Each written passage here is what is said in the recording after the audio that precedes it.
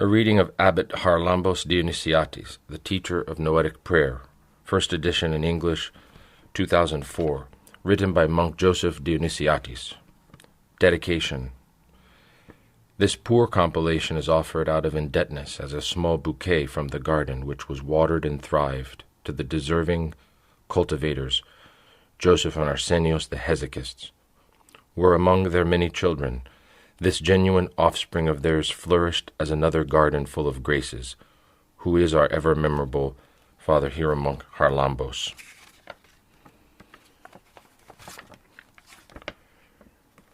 Protocol 756 from the Patriarch of Jerusalem, Irenaeus I. To Father Yosef, our beloved child in Christ, grace and peace from God the Father. With paternal love, we were informed of your good intention to write and publish the life story of Archimandrite Haralambos of blessed memory, who was abbot of the Holy Patriarchal and Strategic Monastery of St. Dionysiou on the Holy Mountain. Therefore, we congratulate this God-pleasing initiative to present contemporary figures of Athonite monasticism, and indeed the most illustrious, late Archimandrite Haralambos, who metered out his life in prayer, fasting, obedience, chastity, and poverty. He left behind the memory of a good and eager worker for the gospel, and of our incarnated Son and Word of God.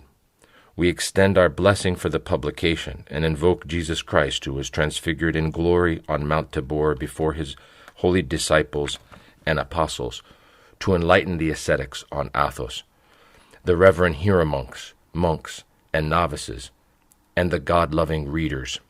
Wherefore, from the all-holy and life-giving tomb of our Savior Christ, adorning this publication with our paternal prayers and patriarchal blessings, we remain in the holy city of Jerusalem, 2002, August 21st, with fervent prayers to the Lord, signed Irenaeus I, Patriarch of Jerusalem. Preface by Archimandrite Ephraim, the elder's spiritual brother and former abbot of the holy monastery of Philotheu. Elder Haralambos, my spiritual brother, and I are children of holy elder Yosef the cave dweller. Our elder's blessing imparted a lot of grace and many of the Holy Spirit's blessings to Elder Haralambos. Elder Haralambos was, by nature, a man of simple ways. He received grace mainly because of his guileless and pure obedience. Our great elder, Joseph, loved him dearly because of his simplicity, inoffensiveness, and the guilelessness of his soul, and so imparted him Noetic prayer and spiritual forcefulness in all things. That's why I, who am last in the spiritual life and youngest among my brothers in our brotherhood, watched him and marveled at his astonishing spiritual ascent. I loved him a lot for this progress. His soul shone with the grace which with he was endowed. I, the most worthless and pitiful, humbly believe the Lord of mercy and compassions will number him among his elect servants, through the intercessions of our great elder Joseph, our shining saint. Elder Haralambos, my beloved brother, remember your brothers that have remained behind, our beloved elder Joseph of Vatopedi, and me the most wretched, and entreat God, our Creator, that we not be excluded from our brotherhood in the heavens. Amen. Signed from Arizona, USA, Yananda Ephraim. Introduction. It has not been long since an overbearing duty impelled me, despite my ineptness, to write about the amazing life of Elder Arsenios, a rare ascetic and the fellow struggler of the great and well-known niptic of our times, Joseph the cave dweller. As that book unfolded, we met several other figures among the close-knit community of the above-mentioned two great ascetics. A great spiritual figure and offspring of theirs is Elder Arsenios' nephew, according to the flesh. He is Father Haralambos, known to all both within and outside the holy mountain. According to the infinite mercy and economy of God, I was counted worthy to live and learn from the elder, as a disciple for 35 consecutive years. So, an overbearing and infinite debt propels me to write about his amazing life, not so much to present and glorify him, but so that his exemplary life can be used for our edification and to clearly show, once again, Jesus Christ is the same, yesterday and today and forever. Actually, there is another reason. The amazing lives of the various contemporary spiritual figures of our times reinforce and verify the supernatural and marvelous achievements of the old great saints of our Church.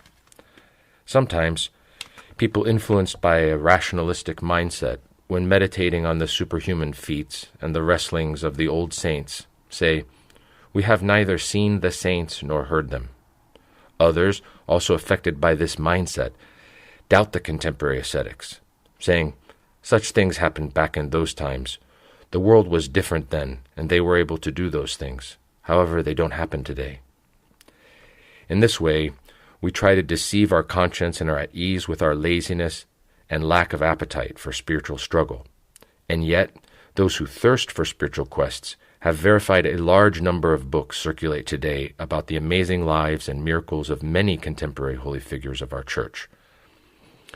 I will let the pious reader conclude the extent to which my ever-memorable elder, Father Haralambos, is included among the great figures of the Holy Mountain, as an ascetic, as a disciple, as a celebrant, as a spiritual father, as a Yeronda, and finally, as abbot of the holy Monastery of Dionysiou, which he shepherded in a God-pleasing manner for a decade. Having given up his spirit to the heavenly abodes, his holy body rests in the cemetery of the monastery, along with all the previously departed fathers of Dionysiou, until the universal resurrection. As for this work, it is largely composed of conversations with and narrations from the elder, and testimonies from people in his close-knit community, various classes of spiritual children, and from his relatives. I have left unchanged as much as possible the personal tone of the elder in the conversations. Sometimes there are a few variations because cassette recorders were not used in the first few years. We would write down from memory whatever we heard. In this work, we have written about the elder's relatives as well as eminent contemporary figures of our holy place, and people who had direct or indirect contact with the ever-memorable one. I ask for leniency, firstly from my ever-memorable elder, as well as his children, and from all the pious readers for possible omissions and for my imperfections. What follows constitutes my experiences related to my 35-year-old stay with the elder. I confess that from the beginning I regarded myself unworthy to write about the life of such a great figure, bearing in mind many of his spiritual children were learned people and skillful writers. But two strong reasons urged me to write. First, because others hesitated, at least for the moment, to take on the work. Second, after publishing the amazing life of the great ascetic Elder Arsenios, many respected people from the close group and from the wider group of people related to the ever-memorable Elder Haralambos encouraged my lowly self to hurry and produce this book. I therefore ask for everyone's prayers for the success of this difficult and holy undertaking. Finally, I feel the overwhelming need to thank all those who contributed in whatever way in order to improve as much as possible the production of this work. Especially, of course, I owe thanks to His Beatitude, Patriarch Irenaeus of Jerusalem, for the heartfelt feelings he expressed in the greeting that reflect his personal acquaintance with the ever-memorable one, and also to my most respected second Yeronda, Archimandrite Ephrem Theological, the like-minded and like-mannered brother of beloved Father Haralambos. Part 1. His Life Story. Chapter A. Youthful Years. Divine Call. Haralambos' Ancestry. St. Paul writes in his letters to the Romans, quote, "If the part of the dough offered as first fruits is holy, then the whole batch is holy. And if the root is holy, then the branches are also holy." Romans 11:16. My ever-memorable Yeronda Father Haralambos, known in the world as Haralambos Galanapoulos, descended from blessed Pontos and from pious parents, Leonidas and Despina. From what we read in the lives of the saints of our Church, a large number of eminent saints are descended from holy parents. For this reason I considered it an important duty to sketch part of the family tree, that is, the pious parents of Haralambos. They come from another holy root. Leonidas was born of pious parents, Demetrios and Soteria. From this large family 2 children excelled as monastics. Anastasios, later known as monk Arsenios, the distinguished and well-known fellow ascetic of the great hesychist of our times, Iosif, and Parthena, later known as Nun Ephraxia, who excelled as a student of the great and spiritually gifted hesychist of Aegina, Hieronymus. Leonidas used to say that from a young age he was kindled with desire for monasticism. However, it appears that God's will was different. The uprooting of Pontus. For reasons only the Lord knows, the glorified and genuine Greeks of Pontus, as I mentioned in the life story of Elder Arsenios, suffered such asphyxiating pressures and hardships from the barbaric occupier that not only were their properties in danger, but also their lives. The only solution, if they were to stay any longer in their homeland, was to deny their ancestral Orthodox faith. Like many Pontians facing this impasse, Leonidas's parents decided to abandon their property and homeland rather than reject their faith.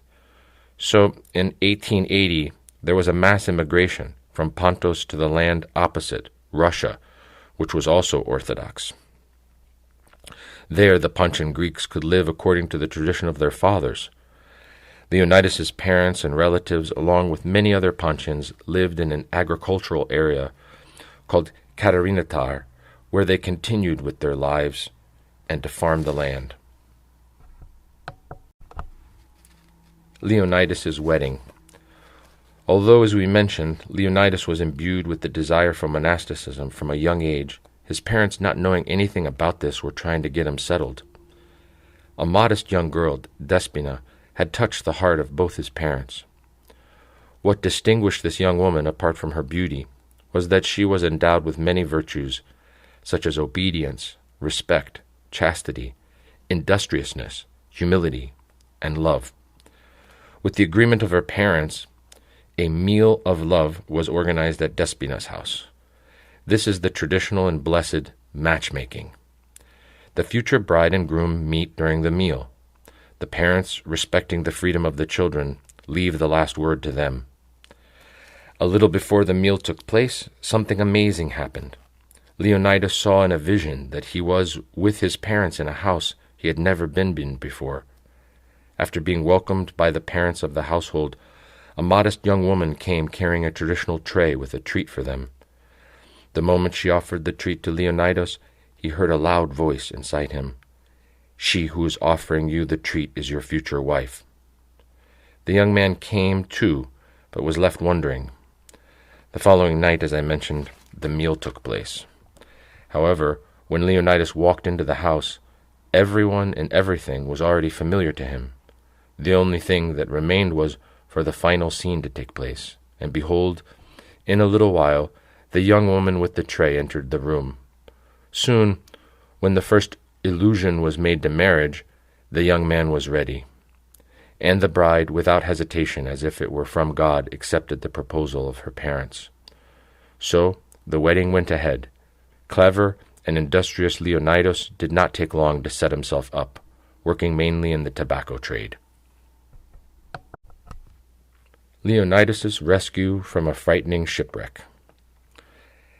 At this time, Parthena, Leonidas's beloved sister, left the family, aged just 16, and moved back to Pontus to become a nun at the renowned Monastery of the Theotokos, the protection of God. Leonidas, out of sentimental brotherly love and concern for how his sister fared in a land surrounded by the barbaric occupier, decided to visit her. He was to go to the opposite bank by boat. As he told the story, quote, "Many fellow travelers made an agreement to look out for each other, so if someone was delayed, he would be called. As a rule, I wake up 1 or 2 hours early if I have to be somewhere. However, that night I was overcome by a deep sleep. I neither woke up on time nor even remembered whether a fellow traveler knocked on my door. When I finally awoke, it was 2 hours late. At first I felt very sad, but later I realized it wasn't a coincidence. I decided to leave on the next boat. As I was trying to book a place, the tragic news arrived. The first boat had sunk with its crew. Everyone had drowned. About 1,500 people. Leonidas was deeply grieved, and at the same time, thanked God for his amazing survival. An example of great soberness. In Russia, before Leonidas got married, he once accepted an invitation from some fellow villagers to go for recreation to a neighboring city. Unfortunately, the debauched youths who invited him organized to stay overnight in a hotel of ill repute without saying anything to their friend. It seems they purposely had planned to drag Leonidas into a ditch of debauchery. The man in charge gave a room number to each person. Unsuspecting, Leonidas opened the door to his room. What did he see? A woman of ill repute waiting for him in a provocative stance. And yet, like another sober Joseph, what did this young man do? He said to the woman, "Please take this jug and fill it with water because I am thirsty." When she went out, he locked the door, and exhausted from his trip, fell straight into a deep sleep. And what did God do to reward his sober act? Instead of that unlawful pleasure, God rewarded him with a few crumbs from paradise. Leonidas saw in his dream that he was in a heavenly and blissful forest with all sorts of birds. They were chirping so sweetly he felt drunk, he would say, from their melody. He awoke with that pleasant dream. After arguing with his companions, he separated from them and returned to the village on his own. My ever-memorable elder told me this story. About charity and faith. Among the many virtues that adorned Leonidas was the great virtue of charity. I will leave aside all the good works that he performed daily for the poor, the church, holy monasteries, institutions, and the like. Instead, I will mention just one example of sacrifice out of his poverty, and not out of his abundance. It was Holy Thursday. Pascha was approaching, but Leonidas' barn was empty. The housewife, preparing for Pascha, told Leonidas, "We don't have any flour." Her good husband ran and borrowed 13 kilos of flour for their basic needs. He happily returned with the flour, but soon someone knocked on the door. It was a poor man asking for some flour. Leonidas, without explaining that he also had to borrow some for their essential needs, said to his wife, "Despina, give half of the flour to the poor man." Despina was placed in a difficult position. "But, Blessed One, I'd be glad to if we had any. This isn't enough even for us. What's going to happen?" Leonidas replied, "Give half of it to the man, and I have hope in God that we won't go hungry." And that's what had happened. This reveals not only great charity, but also deep faith.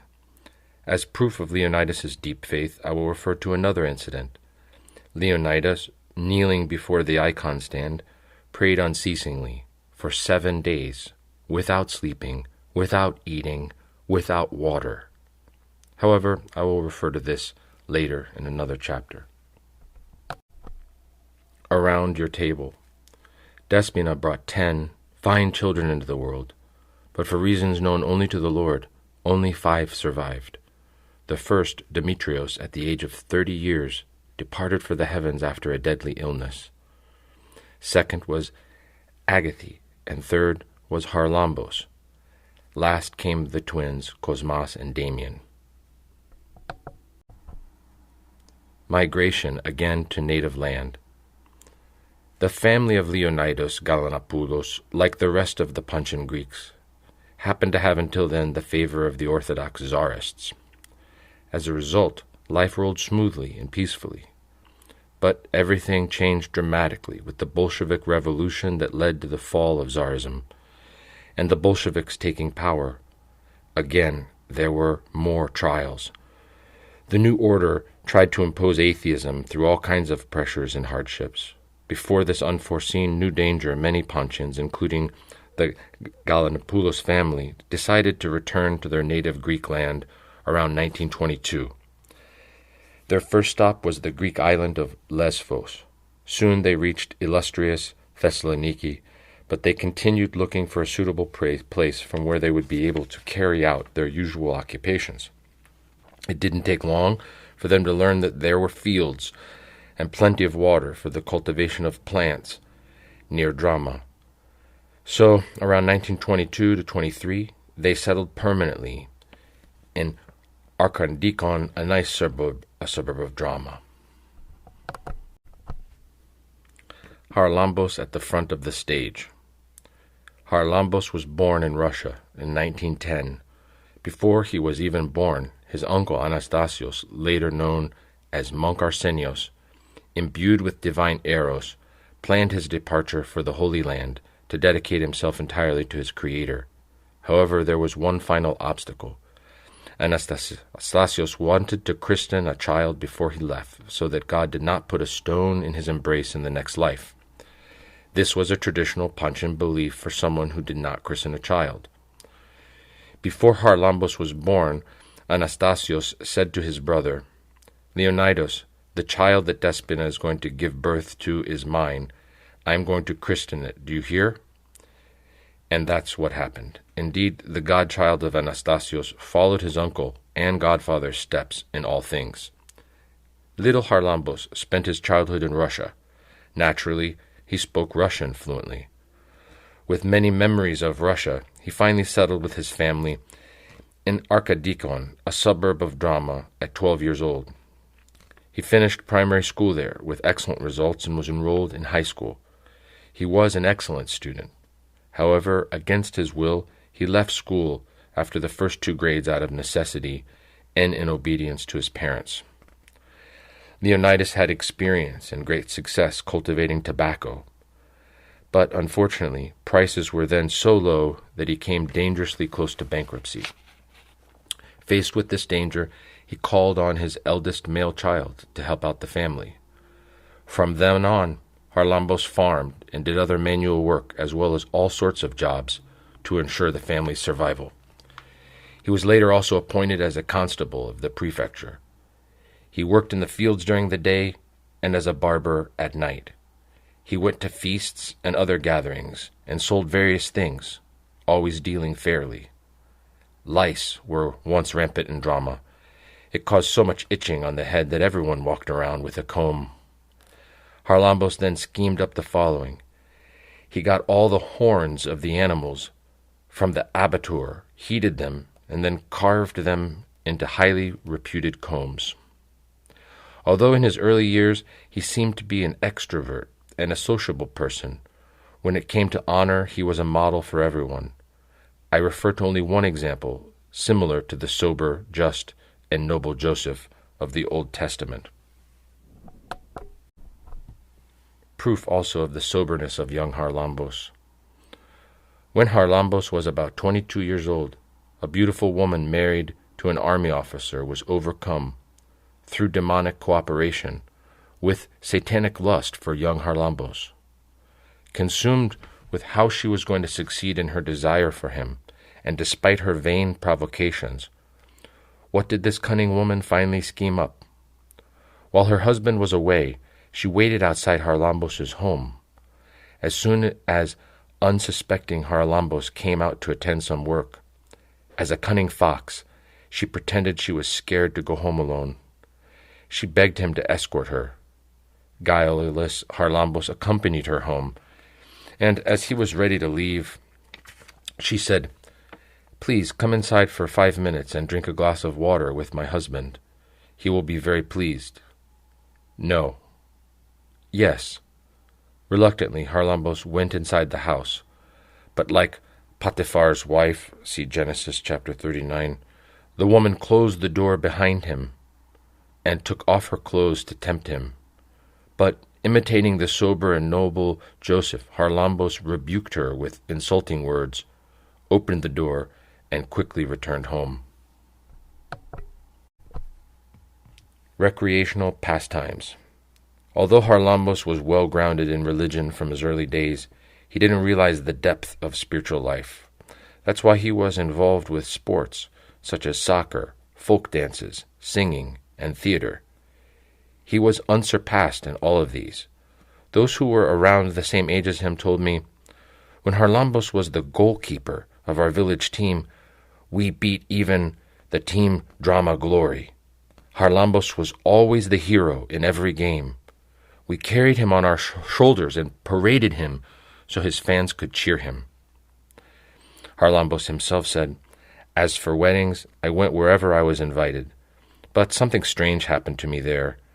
Everyone ate, drank, danced, and had a good time.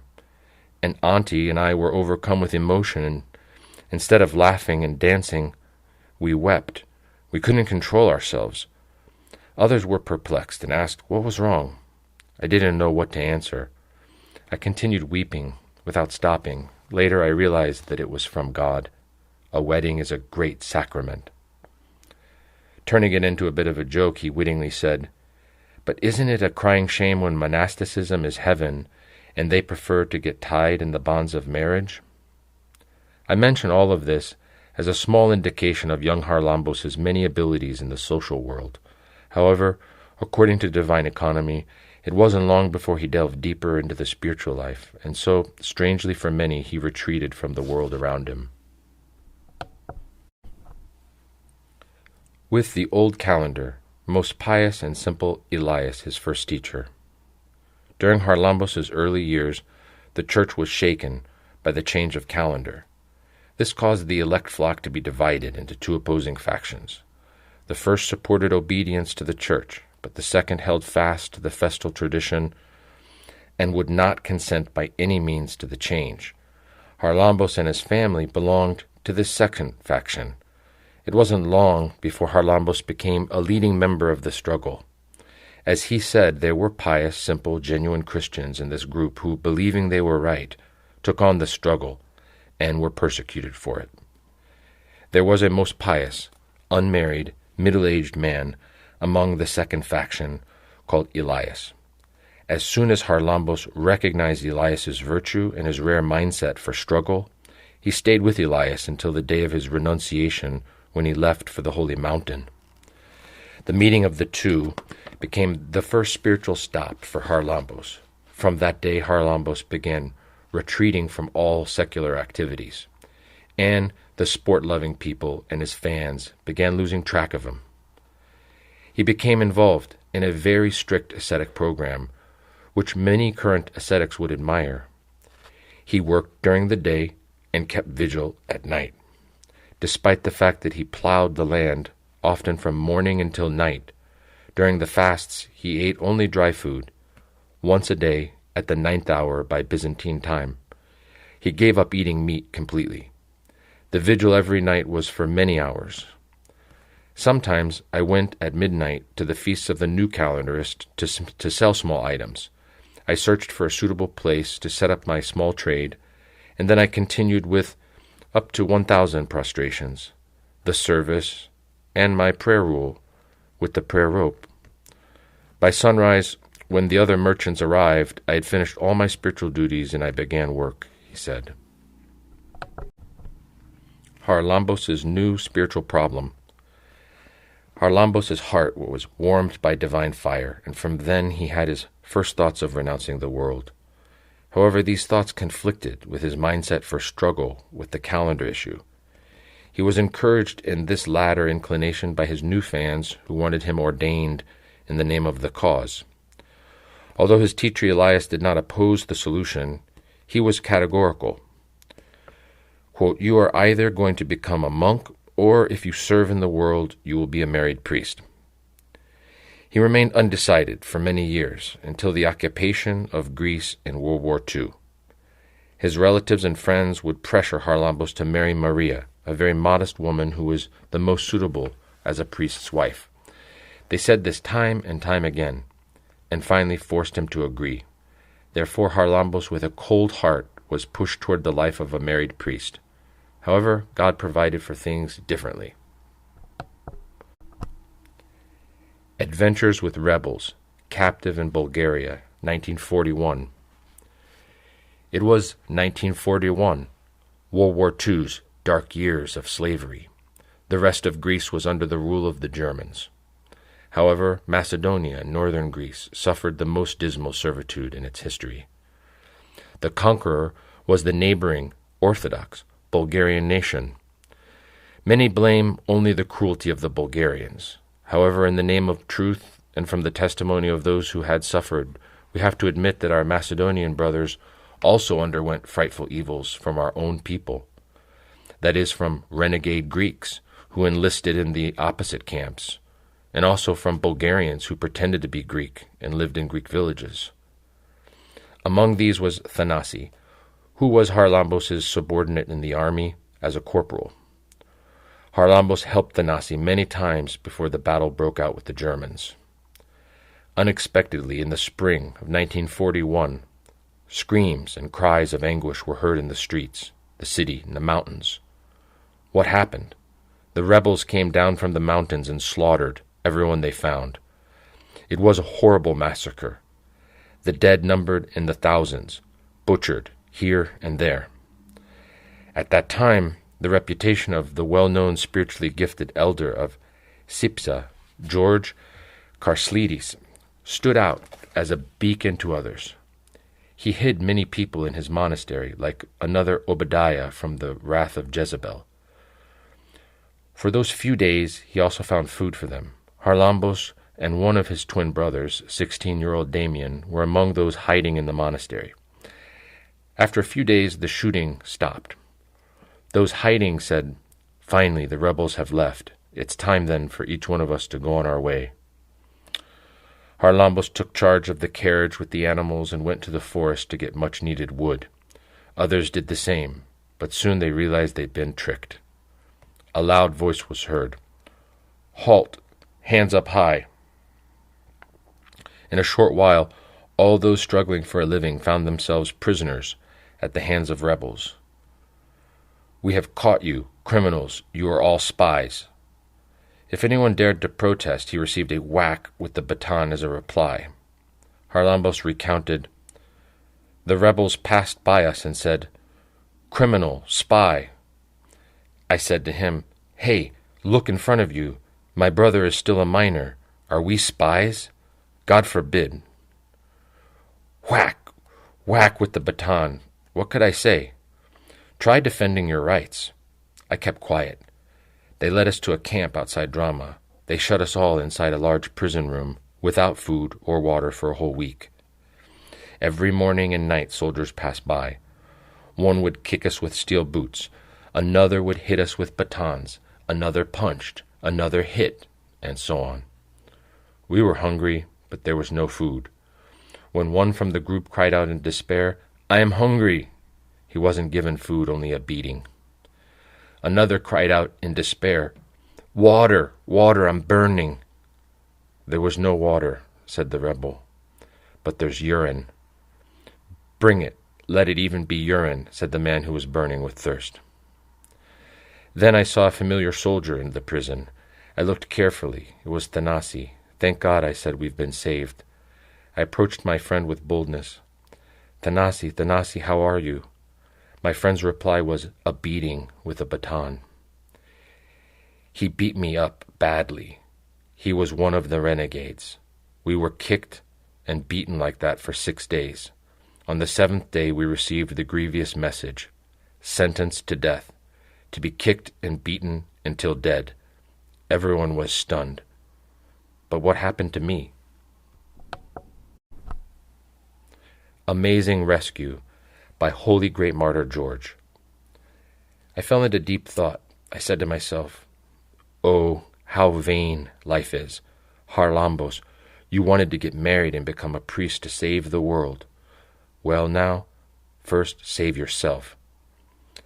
I then knelt down and called out with burning tears, "Holy Great Martyr George, great soldier of Christ, save us, and I promise to dedicate my life to God."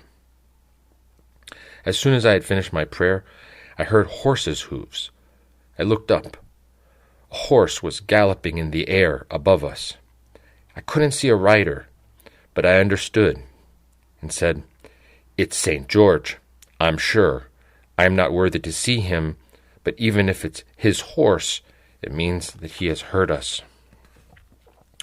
No one from the rest of the group saw anything, but with morale raised high, I comforted my afflicted companions. Have courage, men. We are going to be saved. St. George is going to save us. Courage? What courage? Things just got worse until the climax came for the final decision. On the 7th day, the soldiers came early in the morning to finish us off. But before they had a chance, the prison door suddenly sprang wide open. A well-built young man came in shouting fiercely, "Criminals, stop now or I will kill all of you. Let these innocent men go home." The scene changed as quickly as a flash of lightning. All the soldiers disappeared along with that unknown young man.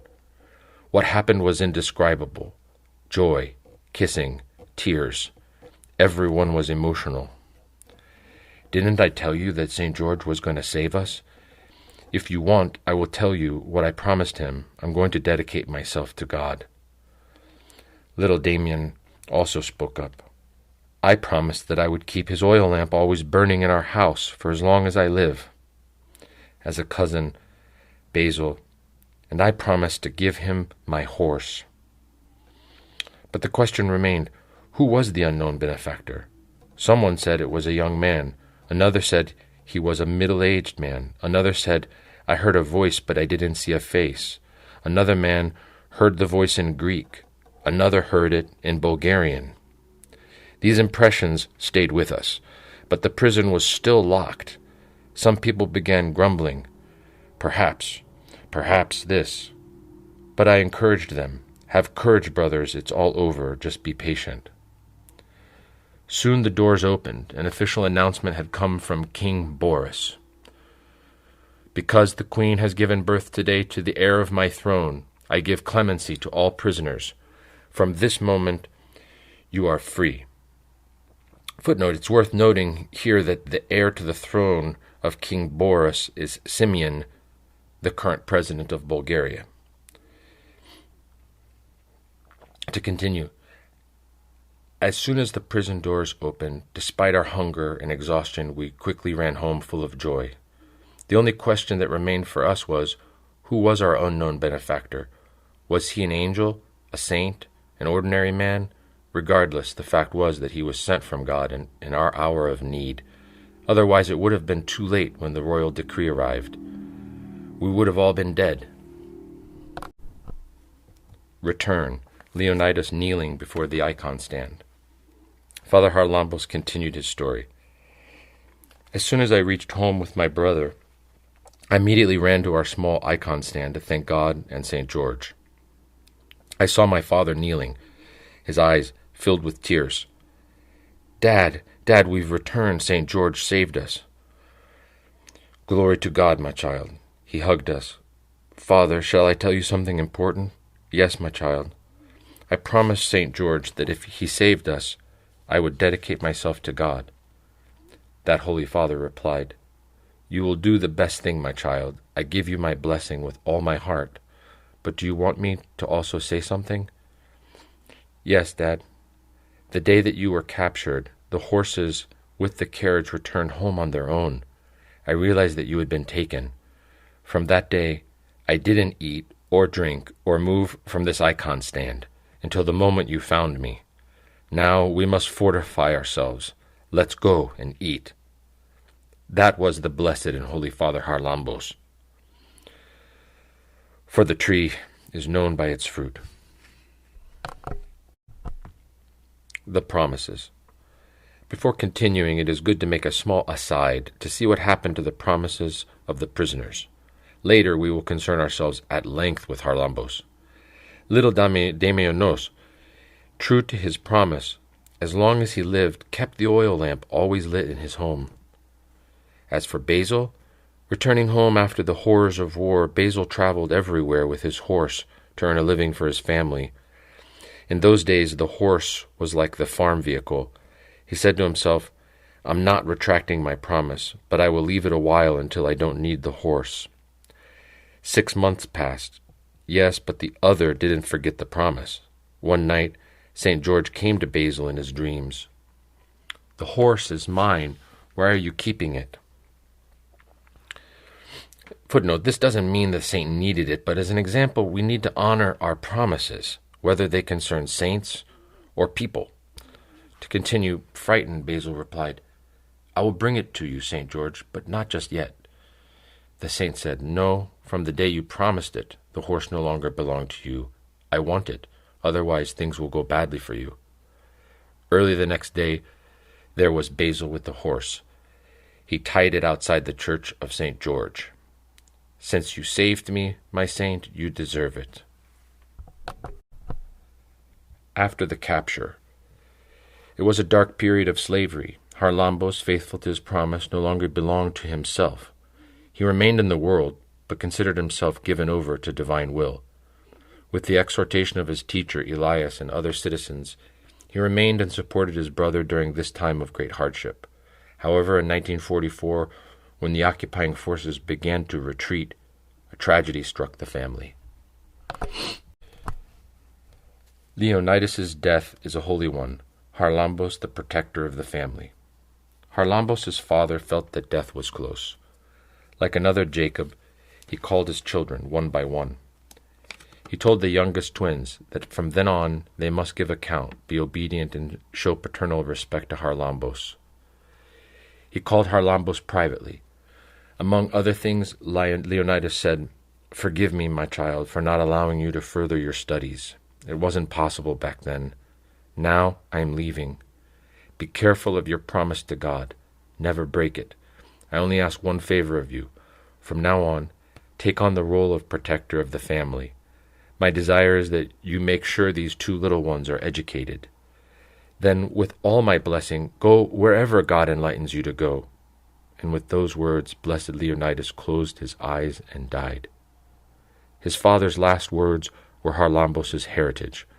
His spiritual father, Elias, believed this too.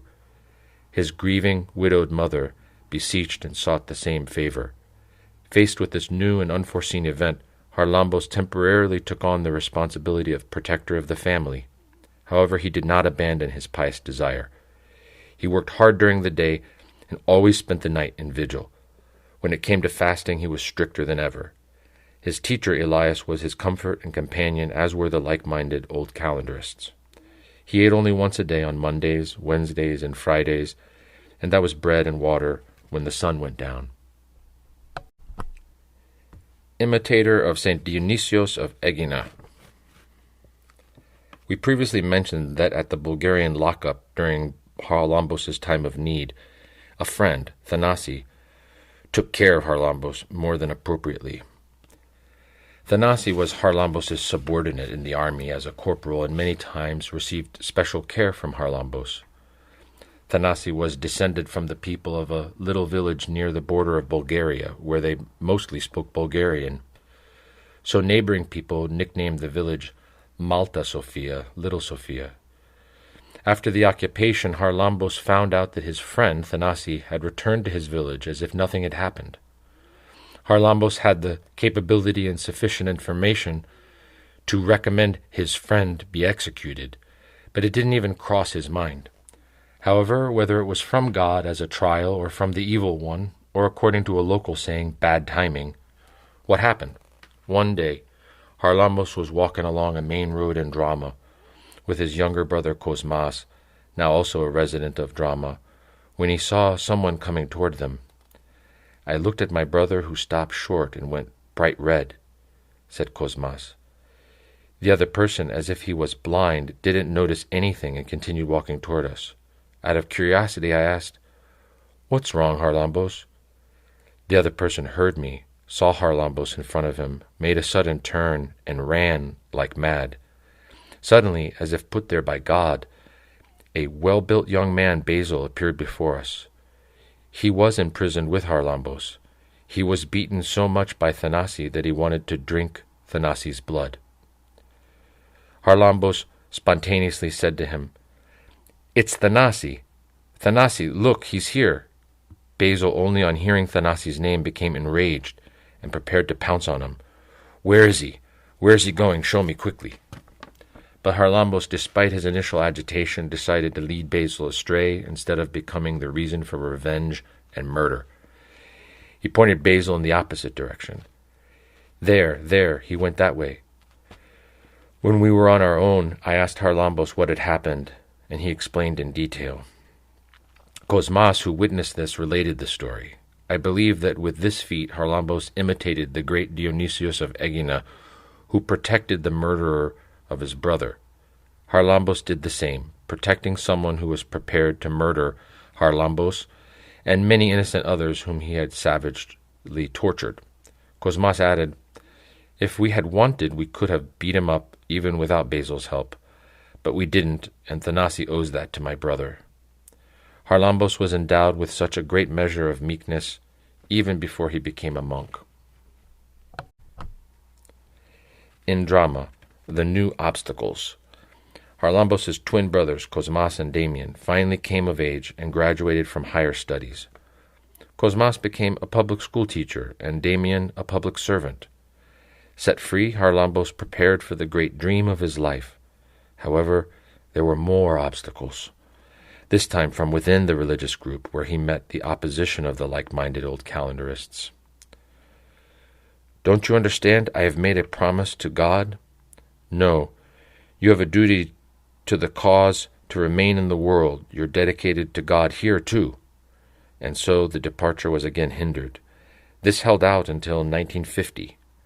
Until then, Haralambos was one of the leading members of the old calendar movement.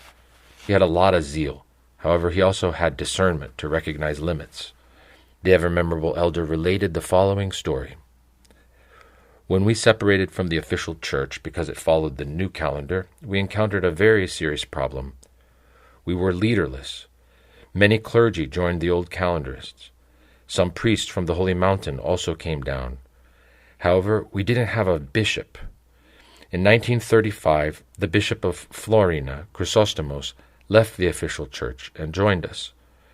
This was hailed with great joy. However, there was a dissension among the ranks of the old calendarists. Some believed that grace was lost in the official church, along with the change of the calendar, while others said that grace remained, and ours was a stance of protest. I agreed with the latter. When the bishop of Florina joined us, he believed the same as the latter group. Actually, he circulated an encyclical, from what I remember, which declared, quote, "The Church of Greece is our mother, and we receive grace from there. However, we protest and sever our responsibilities because of the change in the calendar." However, in 1950, the fanatics prevailed.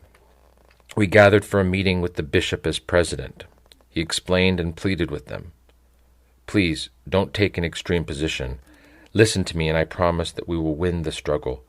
I was a bishop with the new calendar for 10 years. If I support the view that grace has been lost from the new calendarists, then I don't have grace either. I am a pseudo-bishop." The fanatics took no notice. They answered, "You are a bishop. You have grace because you are an old calendarist. However, the new calendarists don't have grace to have proper sacraments." I also tried to argue with them, but I saw nothing would come of it, only misunderstanding and confusion. They finally forced Chrysostomos, as president, to sign an encyclical that the official Church of Greece, by following the new calendar, had automatically become heretical and lost grace. The bishop is believed to have said, "I signed that which I don't believe," but he signed. As soon as the encyclical reached my hands, I was so upset, I wept wholeheartedly. I was so disheartened, I said to myself, "Oh, you wretch, God called you to the angelic life, and you have stayed to save the world. And here are the results. Go to your destination as quickly as possible, lest you suddenly die and find you have been unfaithful to the promise you made to God." Chapter B. First Struggles, Great Schema Monk, Hero Monk. Holy Mountain, Caves of Little St. Anne, July 7th, 1950. Despite the disagreement of the bishop, the old calendarist released the infamous encyclical of 1950 with which they declared the Church of the New Calendar heretical and divorced from grace. Haralambos, disheartened by the outcome of the struggle, could no longer be held back by anything. He said goodbye to his relatives and quickly went to Little St. Anne to meet his godfather and uncle. He then planned to go to Aegina to see and farewell his aunt, Nun Ephraxia, student of Euronymos the ascetic, before returning to the holy mountain to stay permanently near his uncle as a monk.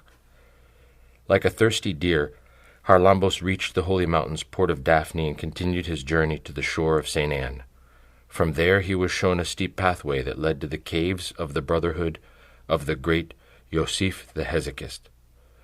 With the famous Yerunda was the equally worthy fellow ascetic, Elder Arsenios, who was Haralambos' uncle by the flesh and also his godfather. Father Thanasi, the first disheartening impression. Haralambos narrates, "As I was climbing and approaching the area, I couldn't see anything other than the crags.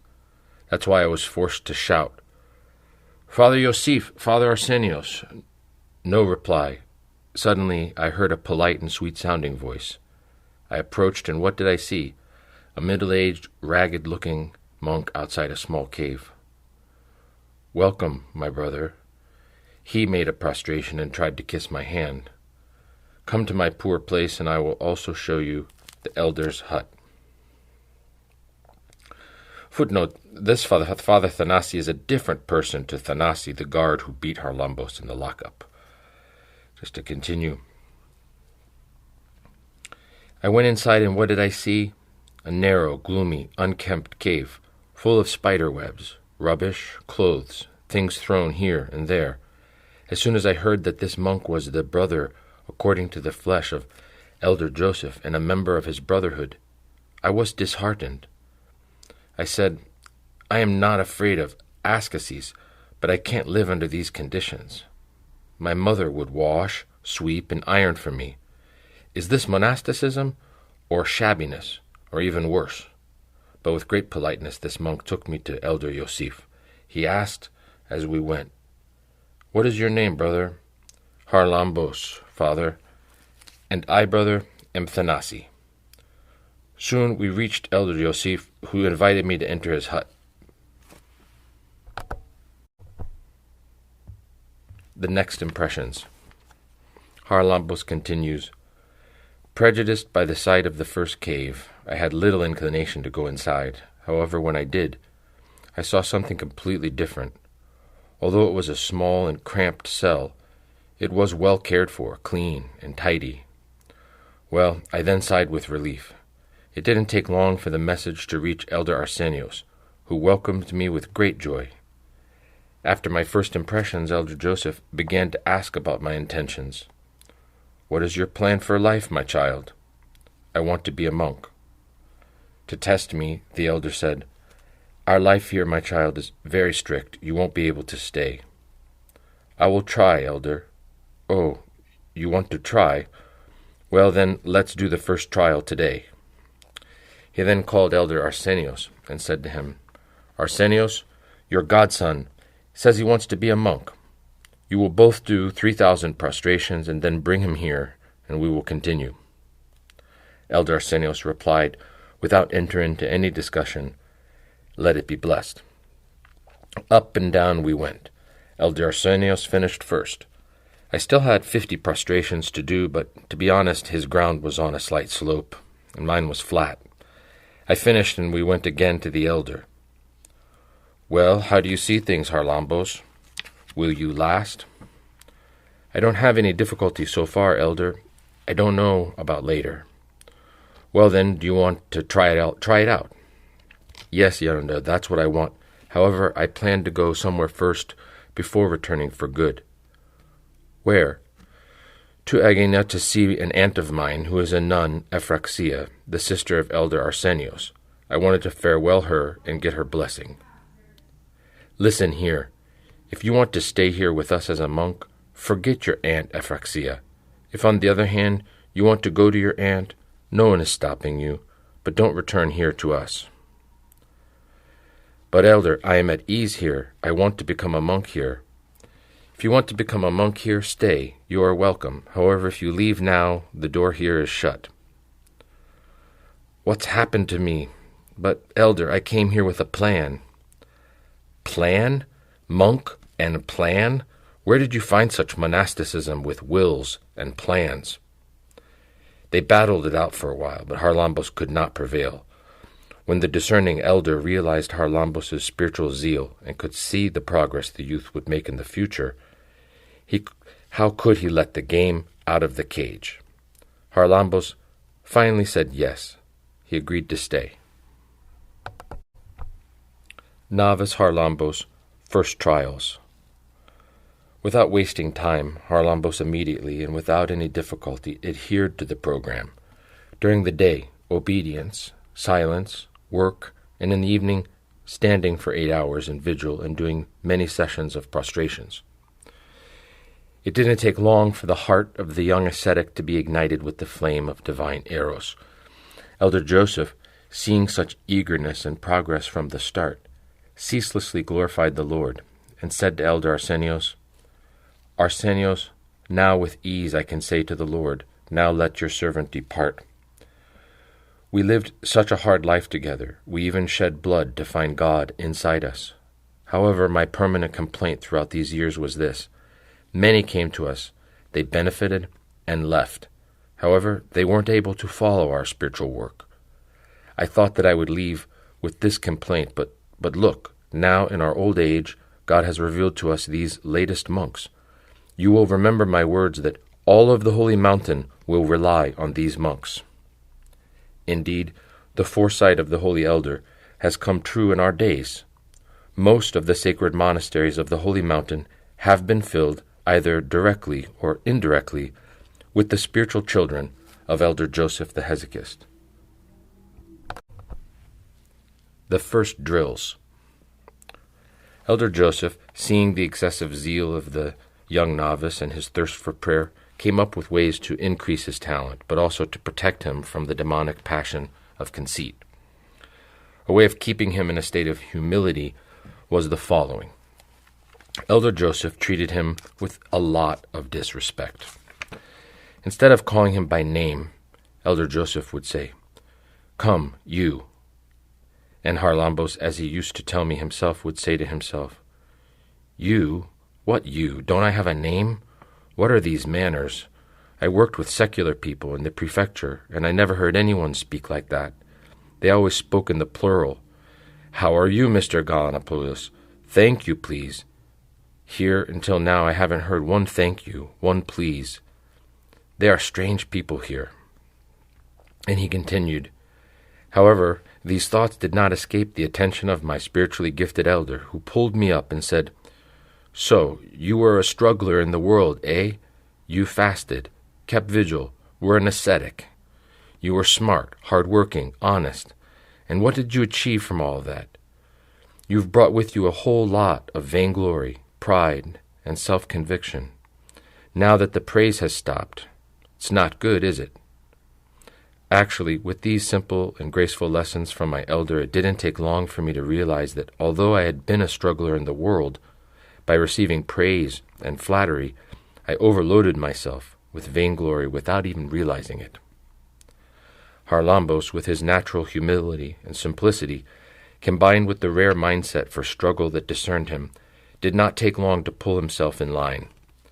When the elder later elevated him to a great schema monk and also a priest for the liturgical needs of the Brotherhood, he still continued to talk to Haralambos in the same manner.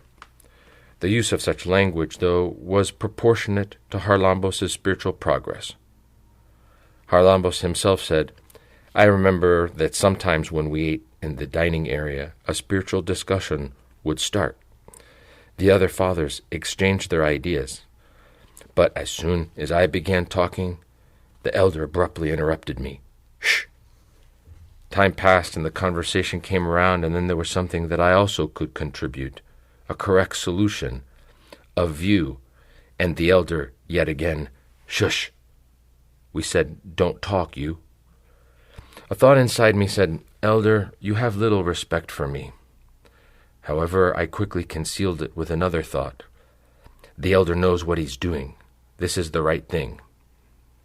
Since it didn't take long for Haralambos to learn these lessons, the wise elder then schemed up what?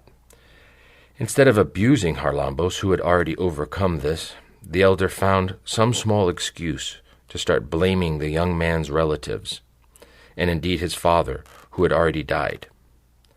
The struggler, hearing these words, started to inwardly stumble, and grievously thought, "Not like this, saying such words about my dead father. I can't put up with this." And yet again, he convinced himself that he had no right to judge his elder.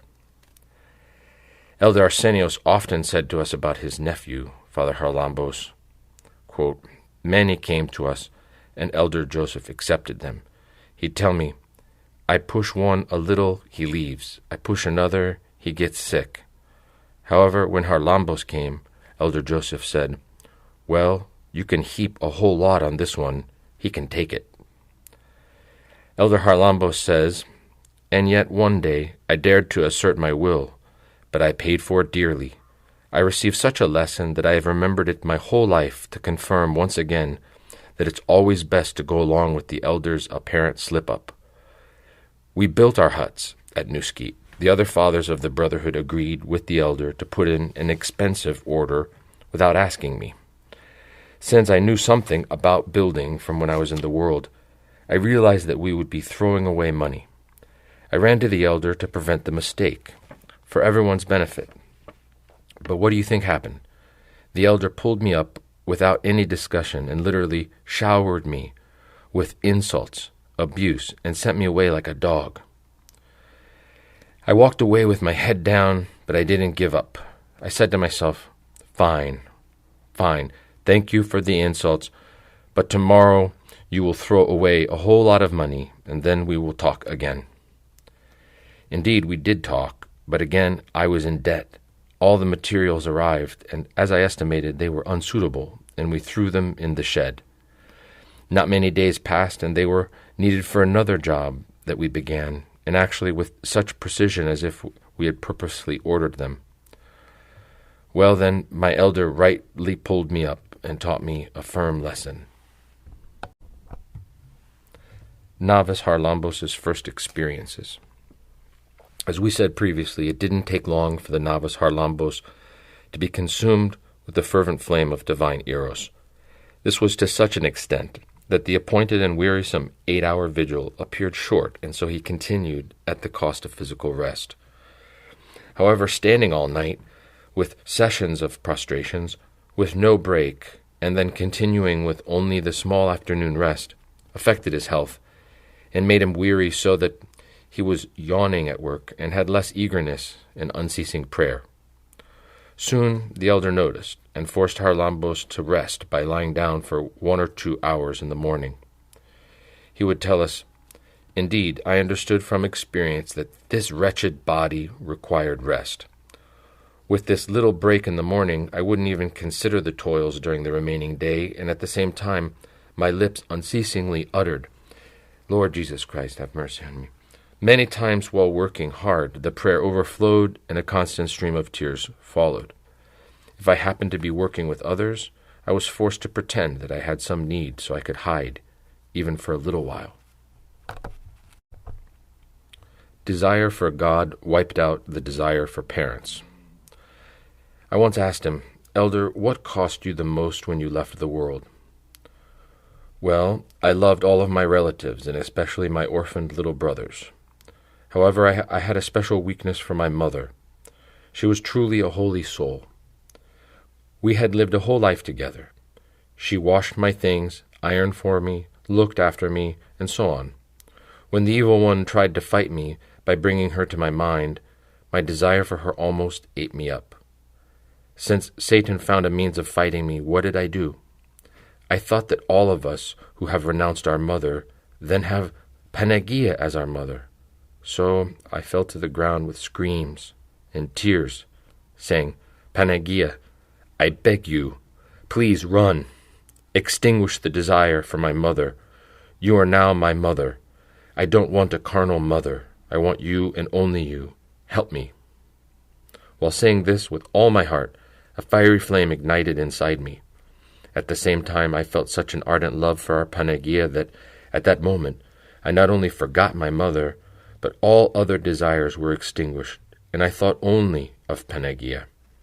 It's like you are living and feeling inside you a most sweet paradise. You don't say anything else at that time, but only, my Panagia, sweet mother, my Panagia, take me now, this moment near you. I want you. I can't stand the separation from you. I desire you. I want you, my Panagia. This happened to me several times. Grace then leaves in order to test us so that we struggle before it returns again. So my love for Panagia dulled my desire for my mother, even though my mother many times pleaded in her letters to me, "Come, my child, even if it's at Oranoupoli, come out so that I can see you." I didn't heed her. After my elder's repose, when she was asking again the same of me, I thought of a compromise. I wrote to her, "We will both go to Thessaloniki under the condition that you will agree to become a nun." I knew that my mother lived stricter than a nun all her years, and that's why the angelic schema suited her. And that's what happened. I went to Thessaloniki around 1961 and made her a nun. I gave her the name Nun Martha, and I didn't see her again.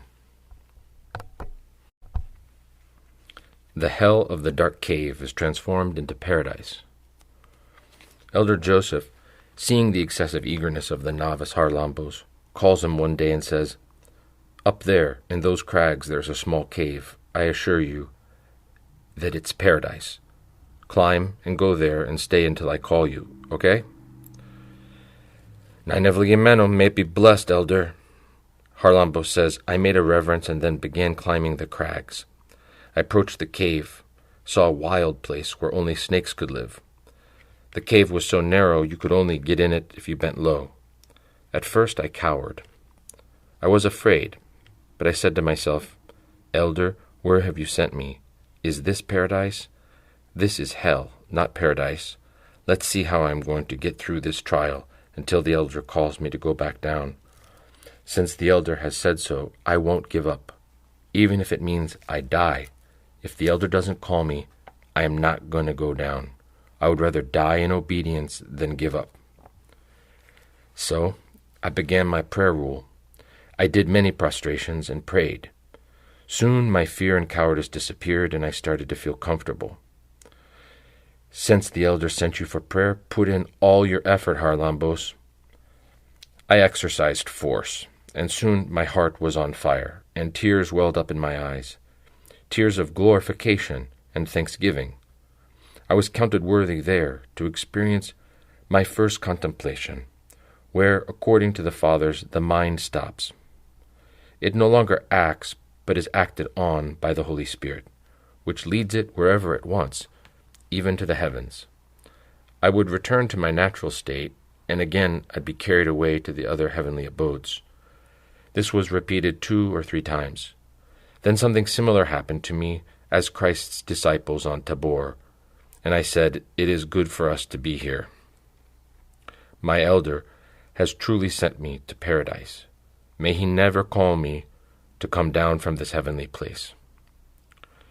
But after a couple of days, I heard a familiar voice from the huts. "Haralambos, the elder has said for you to come down."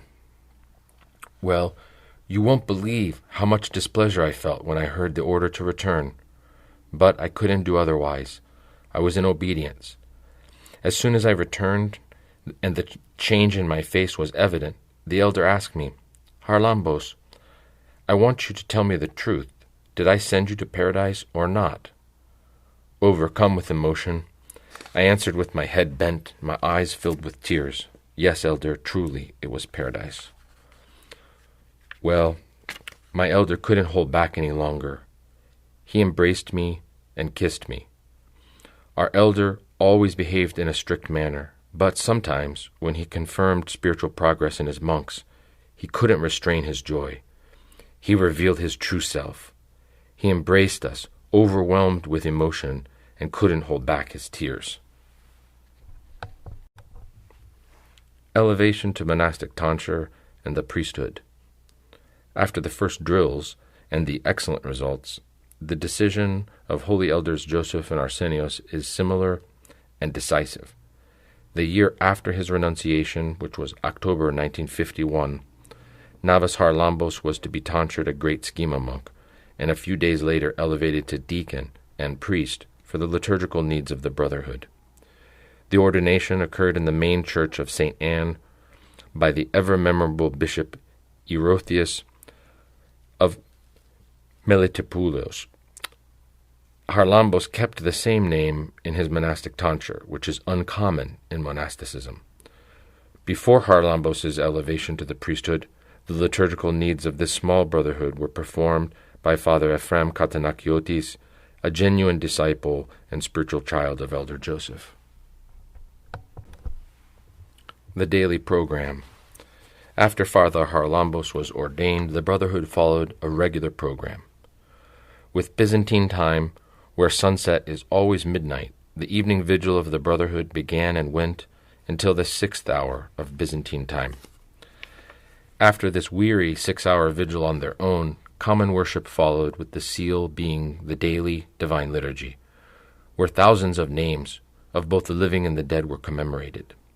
The common worship was about 2.5 hours, and then, without any conversation, rest followed for 2 to 2.5 hours.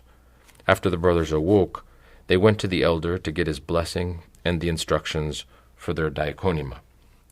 Actually, they had a blessing to dip some rusks in water for fortification before going quietly to their diaconimata. Father Haralambos said, "In Russia, from when I was young, I was used to having a cup of hot tea in winter, and this was my weakness. One day, I said to the elder, 'Elder, instead of water, do I have a blessing to have some tea to warm up?' 'Tea? Where did you find such luxuries here?' 'Well, elder, even water, can we warm it up a little?' 'If you like it cold, drink it. We don't have anything hot.' What could I do? May it be blessed. This continued until my elder's holy repose. One day, after my elder's repose, I caught a small cold. I filled a little pot with water and made some tea, and said, 'Well, Yeronda, I was obedient to you until your death. Now, give me a blessing for me to drink a little hot tea so I can warm up.' The program consisted of work until midday. The brothers then retreated to their cells for 2 or 3 hours to perform vespers with the prayer rope, and if there was spare time, to study edifying spiritual books. The regular meal followed, and afterwards there was physical rest for about 4 hours. Around the 12th hour by Byzantine time, that is, with the setting of the sun, the brothers got up again for the permanent 8-hour vigil, having first received the elder's blessing. Before the vigil, the brothers had a blessing to drink a cup of coffee for fortification. Those who were not as physically strong could also have a treat. As I previously mentioned, divine zeal was clearly evident in the final composition of Elder Joseph's Brotherhood, despite the fact that most lacked the physical abilities of the great fathers, Joseph and Arsenios. For this reason, wise Elder Joseph confined his disciples to the essential spiritual essence of monastic life: strict obedience, permanent vigil, frank redemption of thoughts, work according to one's ability, strict abstention from idle chatter, and the exercise of unceasing prayer, not only during the vigil but also during the whole day, so if possible for unceasing prayer never to be absent from the lips. As for food and sleep, there were the necessary concessions according to everyone's physical abilities. For this reason, although for many years the 2 great elders did not eat oil, footnote, the elders, they kept a strict fast the whole year and had cut out even oil from their diets, as well as fish and animal products such as milk and eggs and meat. To continue.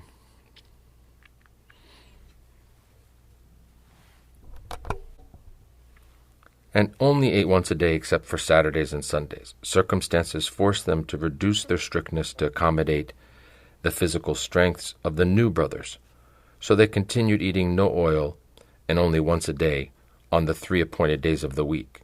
During the remaining 4 days, except, of course, the appointed fasts, such as Great Lent, they ate everything with discernment, except meat, in their regular meals.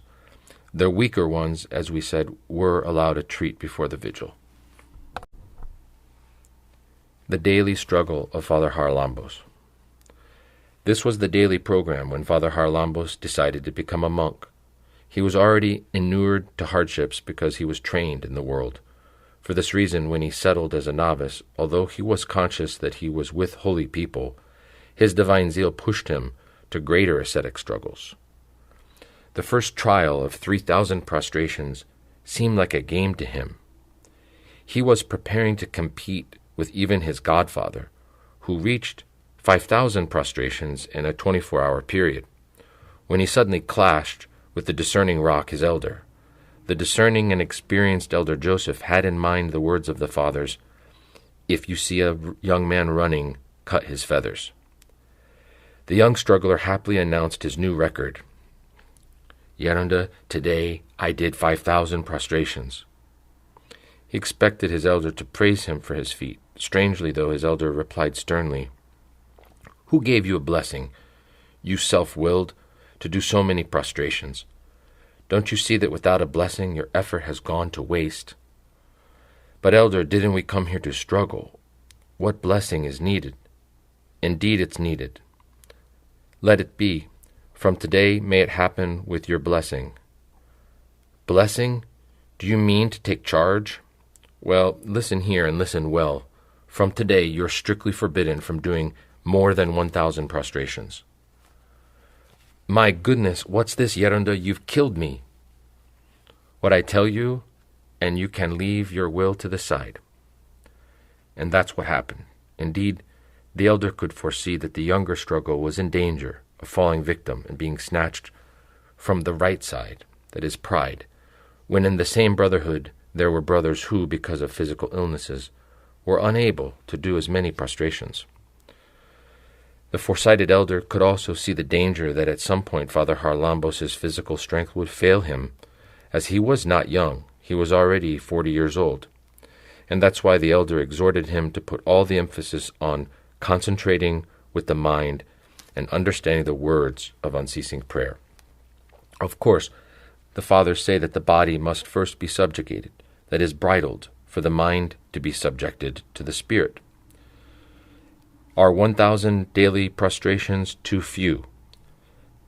However, the most important thing is that the body of Father Haralambos was bridled daily by difficult outside jobs. The other brothers used to say he was gold-handed because he could do everything well, from building work to carpentry, gardening, cooking, handiwork. Nothing was too difficult. Indeed, for the most part, he was self-taught or learnt by occasionally observing tradesmen whom he helped. He became an excellent builder, carpenter, and prosphora seal maker. The repaired stone-built caves of Little St. Anne and Newskeet, the pews in the newly built holy chapels of Newskeet, and various pieces of furniture that survive to this day are evidence of his skill.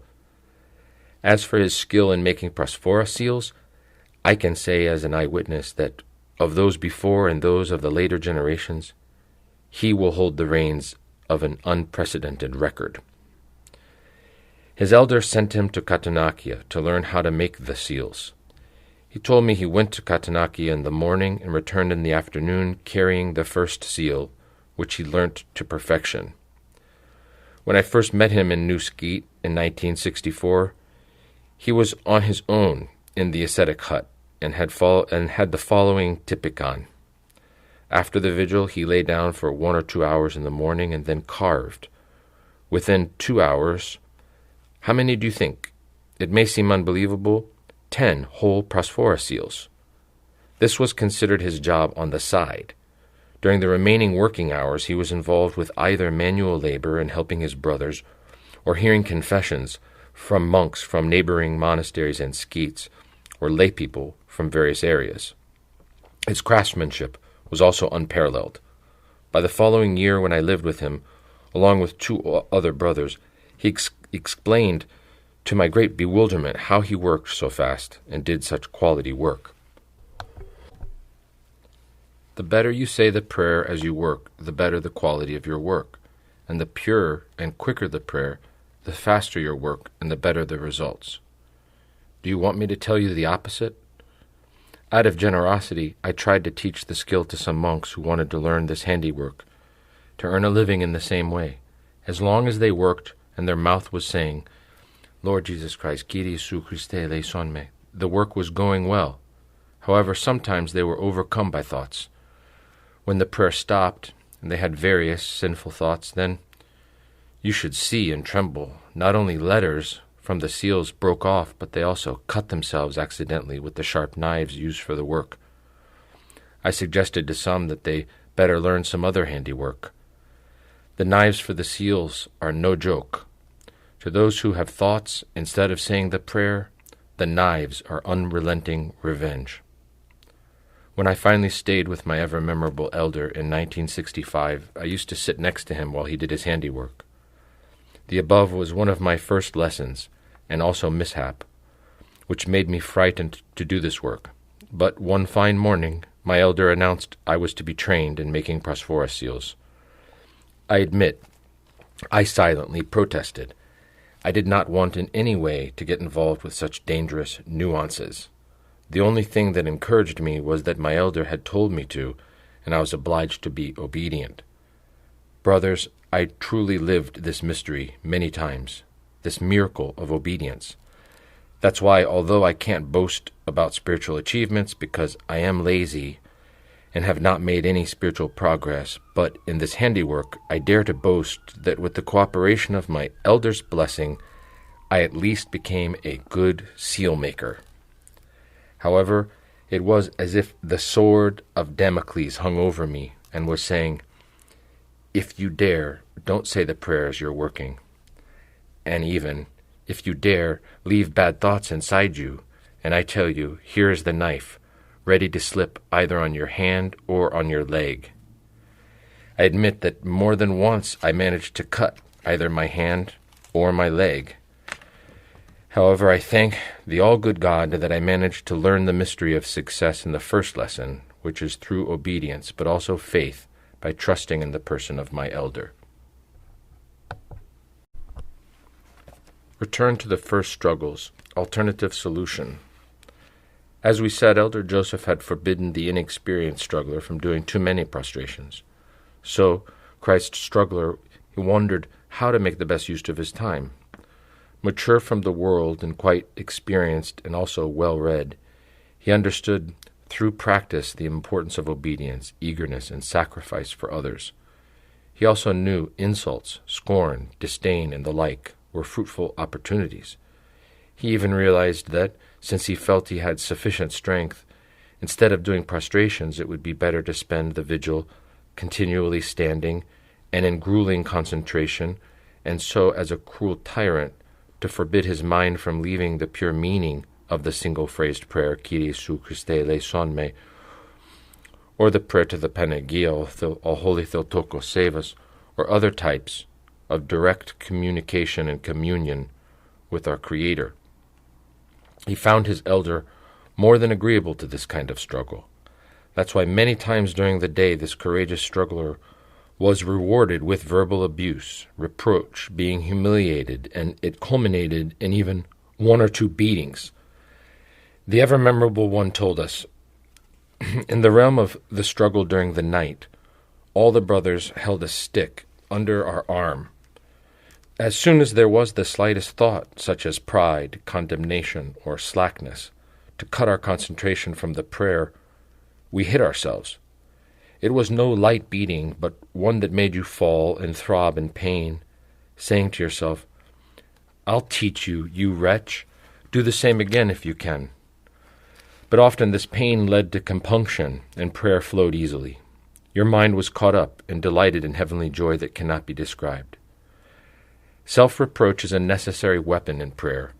In strugglers, it even reaches the point of anger. Your first enemy is yourself. In that state, you seek revenge. You thirst for pain and for hardship. The beatings come raining down.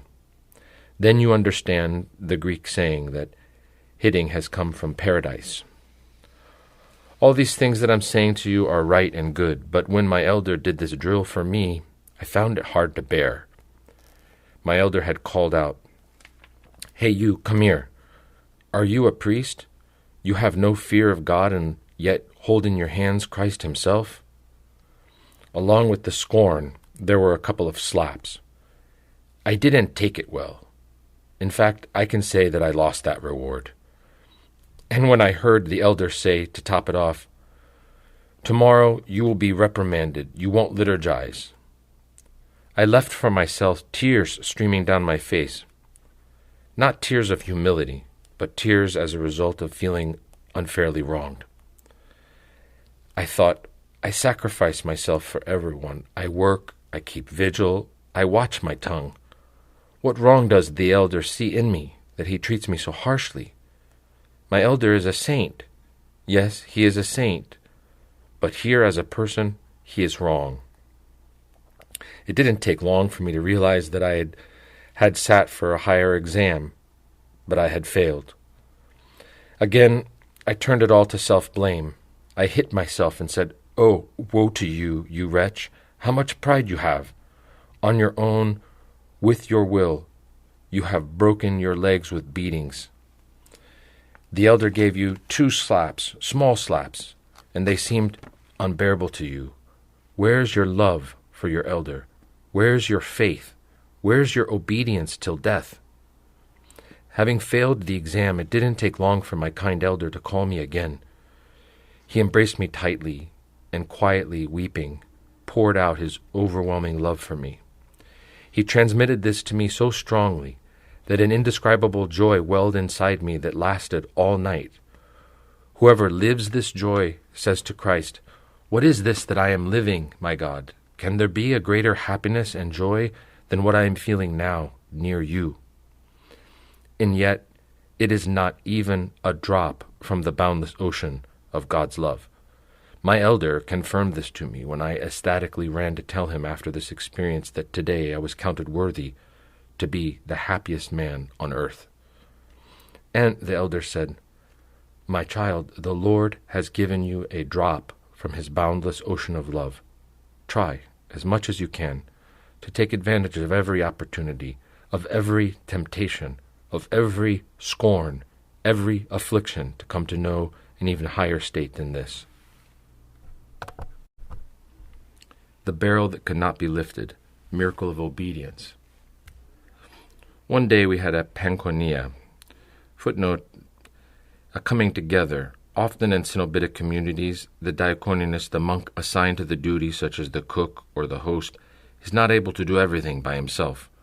For example, if the cook has to clean fish, potatoes, onions, or if the ecclesiarch, the monk assigned to clean and look after the church, has to clean the brass items, the oil lamps, and so on, then we have one pankonia, a gathering, a coming together. A signal's given, the rest of the fathers know, they're obliged to help out. To continue. So one day we had a work crew coming together where the whole Brotherhood worked on building. We had just finished and it was time for rest when suddenly we heard a long horn of a boat at the port. We saw the elder's face fall when he heard the boat. "What's wrong, elder?" "Oh, the Blessed One, what time is this? G has brought us a barrel of oil." The fathers were so tired, the elder did not dare order anyone to go get it. The only solution was if someone volunteered. I don't know how I was enlightened to understand my elder's thought. I asked, "Yaranda, do I have a blessing to go and get the barrel?" "Since you want it with all your heart, go, and my blessing will help you, my child."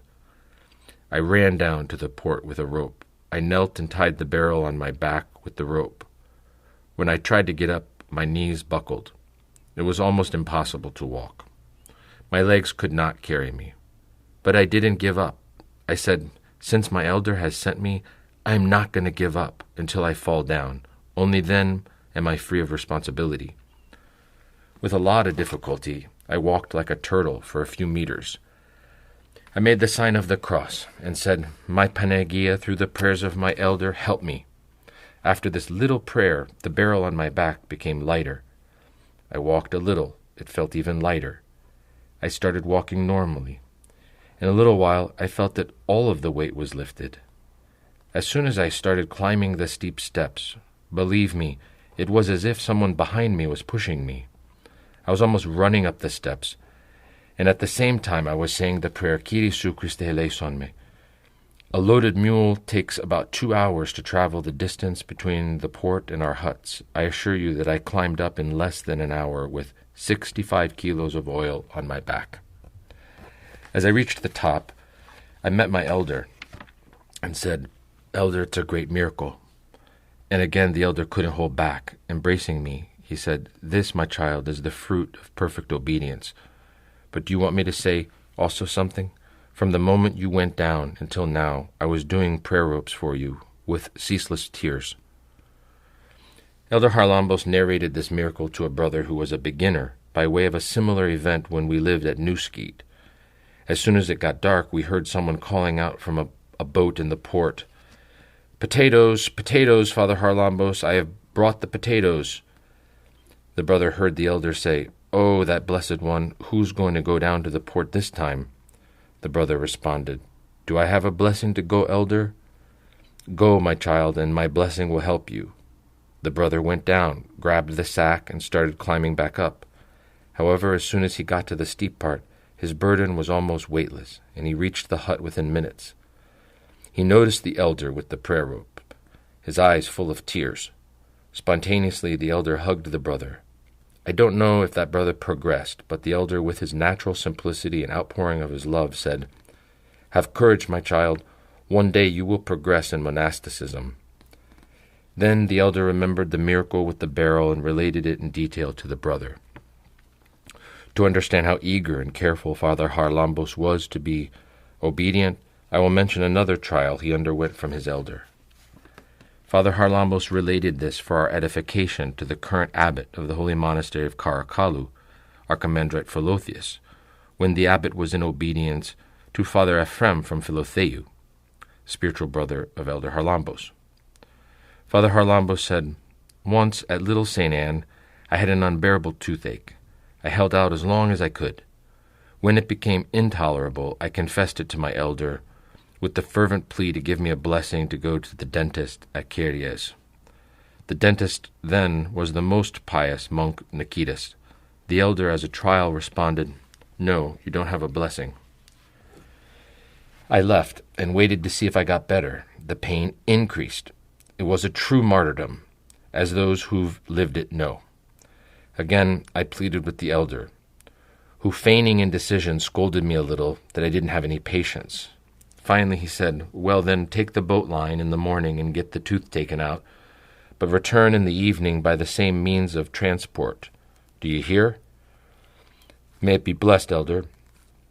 In the morning I made a reverence and left. I went to Daphne. I asked how you get to Kyries and was told by foot. They didn't have cars back then. I said, with the elder's blessing, and climbed up in a very short span of time and very easily to Kyries. I asked directions to the surgery, but when I found the dentist there were many people waiting to see him. I told him, please take out my tooth as quickly as possible. He said, but it's not that easy. I explained that I had to catch the return boat for St. Anne. My turn came and the tooth was extracted. Without wasting any time, I immediately left. I got to Daphne, sweating heavily. What did I see? Only a few moments before, the boat had left. I called out, screamed, waved my hands, but the boat had already disappeared. I asked myself, are you now in obedience to delay your return? The answer, no. What are you going to do? What else? Walk back as fast as you can, so you get to Little St. Anne on time. But to get there so quickly and to cover such a distance, you can only do it by boat, or if you fly. Those who have gone along those narrow and steep pathways, they know what I mean. Nevertheless, I started walking, and without stopping anywhere, I got to our huts just as it started to get dark. I knocked on my elder's door. Through the prayers of our Holy Fathers, there was no answer. I persistently knocked and shouted, but there was no reply. Open, elder, it's Haralambos. No response. Finally, a stern voice came from inside. Who is disturbing our peace and quiet at this time? It's me, elder, Father Haralambos, your spiritual child. I don't know you. Please leave and don't disturb our peace. If you were Father Haralambos, you would have been praying at this time, not knocking on doors. Elder, I beg you, open, it's me. I didn't catch the boat on time. I didn't want to delay. I started weeping, but he left me in this trial for a little while. Then he did a complete turnabout. He opened the door, hugged me, and said with uncontrollable tears, "That which you did, my child, is perfect obedience. Have courage, and the Lord will richly reward you." Hieromonk Makarios from Philotheu, now elder of the Maruda cell of the Helandari Monastery, knew something of Haralambos' trial. Quote, "When I was still a beginner, 16 or 17 years old, and at Provada as a disciple of Father Ephrem, who was later abbot of the holy monastery of Philotheu, I had a toothache. My elder sent me to the dentist at Kyries, the ever-memorable monk Nikitas, elder of the St. Nicholas cell of the holy monastery of Dionysiou. Father Nikitas asked me, 'Which brotherhood are you from, my child?' 'I am a monk of Father Ephrem, from St. Artimos, Provada.' 'Oh, that's good, my child, you're in good hands. Your elders are saints. See this tooth? I am keeping this as a holy relic. Once your spiritual grandfather Joseph sent a monk to have his tooth taken out. I looked at him. His mouth was swollen. I said, 'My child, I can't take it out. I must first give you some medicine to make the swelling go down and then take out the tooth.' He answered, 'It doesn't matter, elder. Let it hurt. I have an order from my elder to return today.' 'My child, I am a doctor. I have experience. It's going to hurt a lot.' 'It doesn't matter, elder. Let it hurt. Please take it out.' I thought, look at the precision. I haven't met such a monk yet. I tugged, and having hurt him a lot, took it out with a lot of effort. He was dizzy and dead from the pain, but made a reverence to me and took the road for Daphne." Author's comment: This may make some people criticize Elder Joseph's ways. Logically, they're right to do so. However, this holy and discerning elder knew how much each monk could bear before rewarding him. Importantly, he shared the load he made the others carry. That's why, in this instance, like every time, when he had exhausted the limits of a disciple's strength, he would say, "My child, look down on the floor. What you see is not water.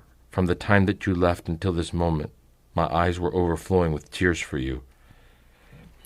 May the old Pharisees take note along with all their imitators, who, as the Lord says, tie up heavy burdens, hard to bear, and lay them on the shoulders of others, but they themselves are unwilling to lift a finger to move them. Fruit of obedience, entry to the impenetrability of Noetic prayer. After such eagerness and perfect obedience, it didn't take long, according to the elders' foresight, for the splendid fruit of the Holy Spirit to appear. Our Christ says, "They who have my commandments and keep them, my Father will love them, and we will come to them and make our home with them." John chapter 14, verse 21 to 23. Persevering with unceasing prayer, with wearying all-night stands, with the daily flow of scalding tears, the mind of this courageous struggler had been so purified that, like his elder, he had acquired the gift of spending many hours in undistracted prayer. In this state, prayer often stops.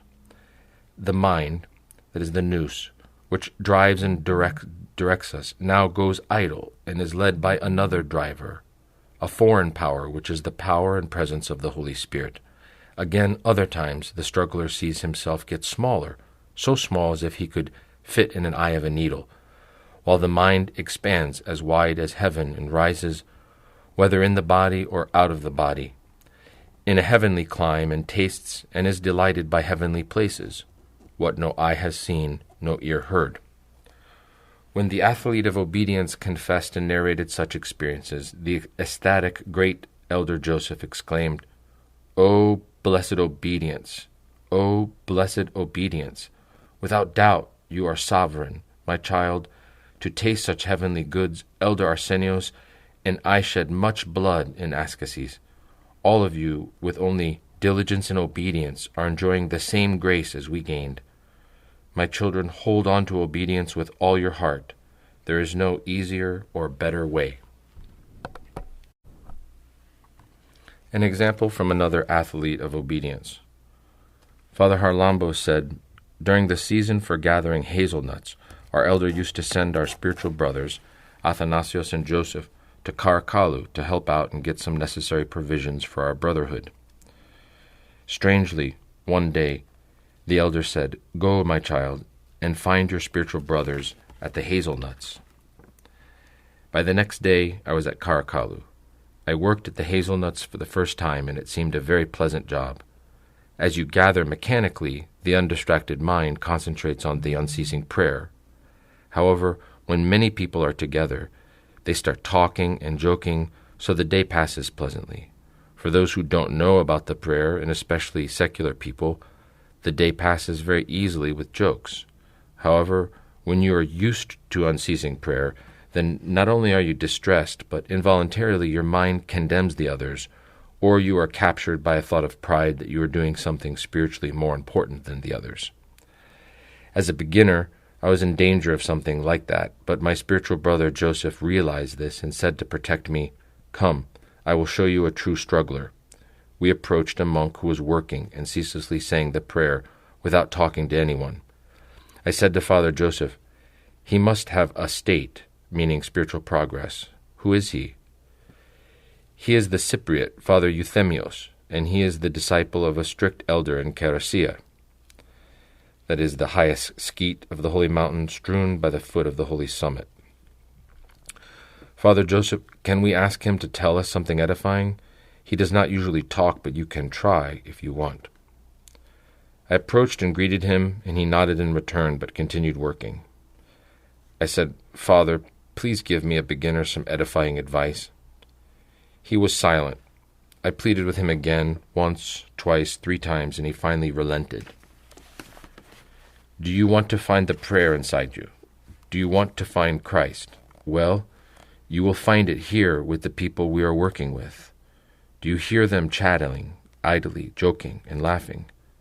Be careful as much as you can neither to imitate them nor to say to yourself, 'What kind of people are they?' and to condemn them. You will be quiet while you work on your own and constantly say the prayer. Then you will see what prayer you will find while working here in the mountain, while you are killing yourself at work." Well, I will never forget that lesson, although I once forgot it when we were at Newskeet and suffered for it. My elder once sent me to liturgize during a feast at St. Paul. I went in the altar. It was full of priests. I sat in a corner and said the prayer so nicely and with a lot of eagerness that I felt true spiritual joy. However, at the same time my ear could hear some whisperings. Pairs of priests were talking, but I don't know what they were saying. I was not careful and condemned them with the thought that the prayer gives so much joy to the soul, and they were disregarding it and talking. Well, that was it. The fervor and sweetness of prayer immediately left me, and my heart became so cold that I couldn't even pray out loud. Immediately I understood my error, but the spiritual reprimand continued. I remained cold and dry inside during the entire vigil. The next morning I returned to the elder and told him the mishap that had happened, asking for a cure, with tears and sobs. My compassionate elder once again embraced me, comforted me, and promised that because I had recognized my mistake, the flame of prayer would soon return. Indeed, that night I returned to my usual order. Faith in the Anadaho, the sponsor, footnote, tonsure of a monk is like a second baptism. As in baptism, the newly tonsured monk is sponsored by another monk, the Anadaho, who is often the newly tonsured monk's elder. To continue, faith in the Anadaho is a holy mystery. Another time, again when I was a beginner, a monk came past and said to us, "A spiritual God-bearing father from the world has come here to our huts."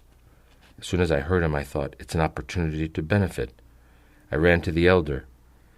"Elder, do I have a blessing to go and meet this God-bearing father so that I can be benefited?" "Go if you want." I didn't waste time. I ran and found him. I heard such beautiful words and teachings that I justified the monk who recommended him. I enthusiastically returned and said to the elder, "Elder, I was benefited greatly. Indeed, he is a God-bearer." The elder nodded his head. As I was leaving, he said, "Come to see me tonight, after the vigil." Indeed, I went, but this time I was gloomy and had my head down. The elder asked, "Tell me, how did the vigil go?" "Tonight." What could I answer? "Oh, elder, tonight I felt muddled and was lazy." He then pulled me up and said, "But you said yesterday that you met a God-bearing spiritual father, but prayer didn't go well at night?" "Yes, elder, it didn't go well. I don't know why. I will tell you why. You sat with me for so long. I made you a monk. I made you a priest. Did you get any benefit from your elder?" "Yes, Yarondo, a lot of benefit." "Well then, a disciple who has an elder is at ease with him does not have the right to go to another spiritual father. It's like he's cutting the trust with the one that God has entrusted to him. It's like spiritual adultery. For this reason, God gave me a spiritual reprimand for 2 to 3 nights, and then I found my usual order again. Nevertheless, I had a query. I said to my elder, 'Elder, since you said that a disciple is forbidden from getting advice from another spiritual father, I wonder, though, how does Father Ephraim from Katanakia have an elder, but he attributes all the benefits to you?' That's another chapter.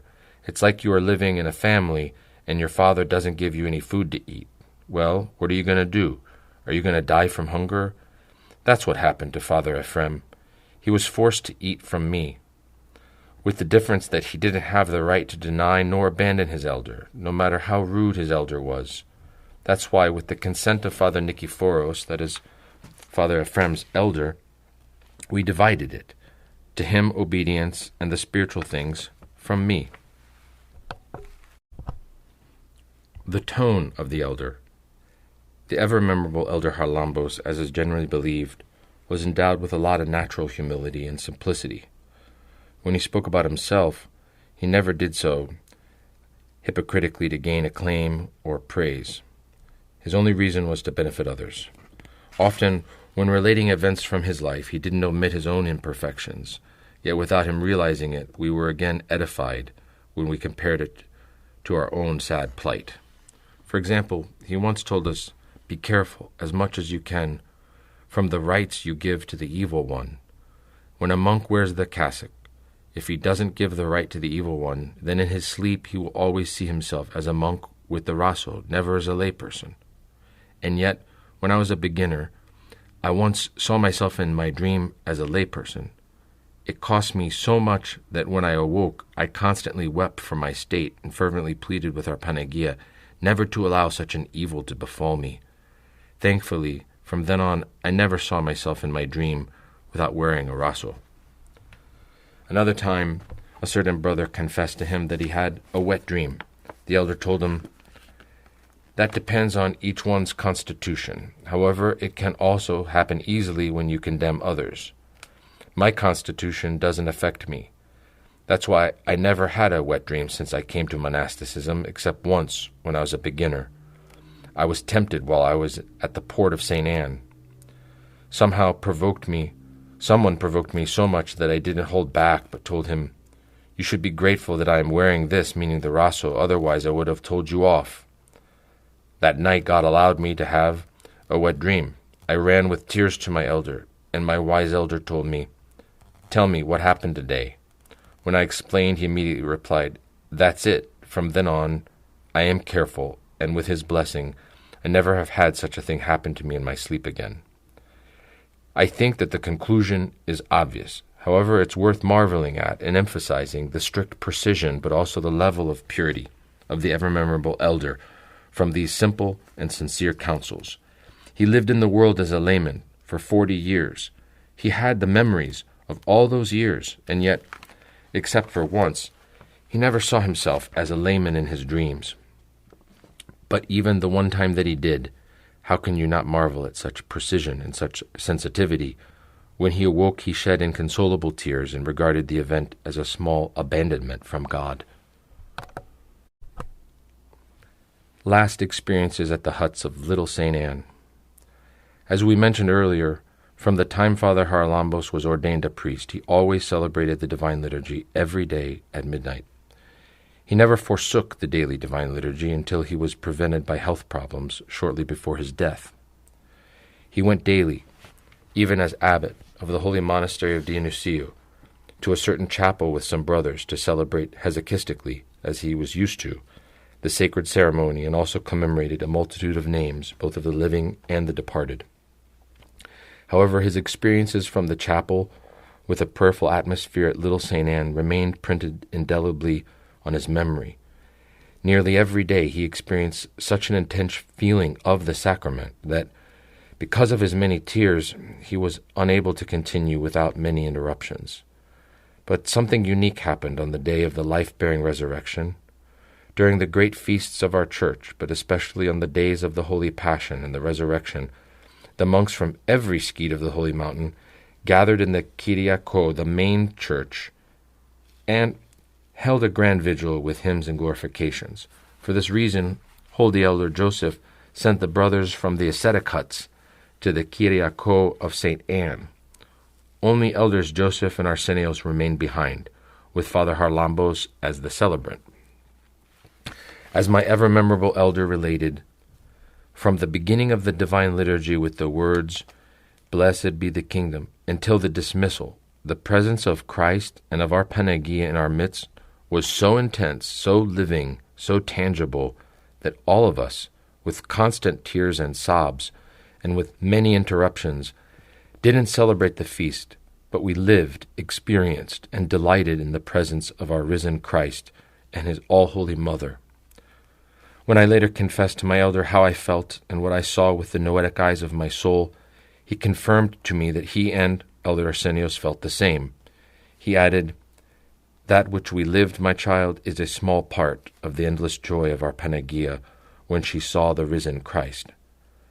The compassion of our all-holy Mother disperses some of that endless joy to us, her unworthy children."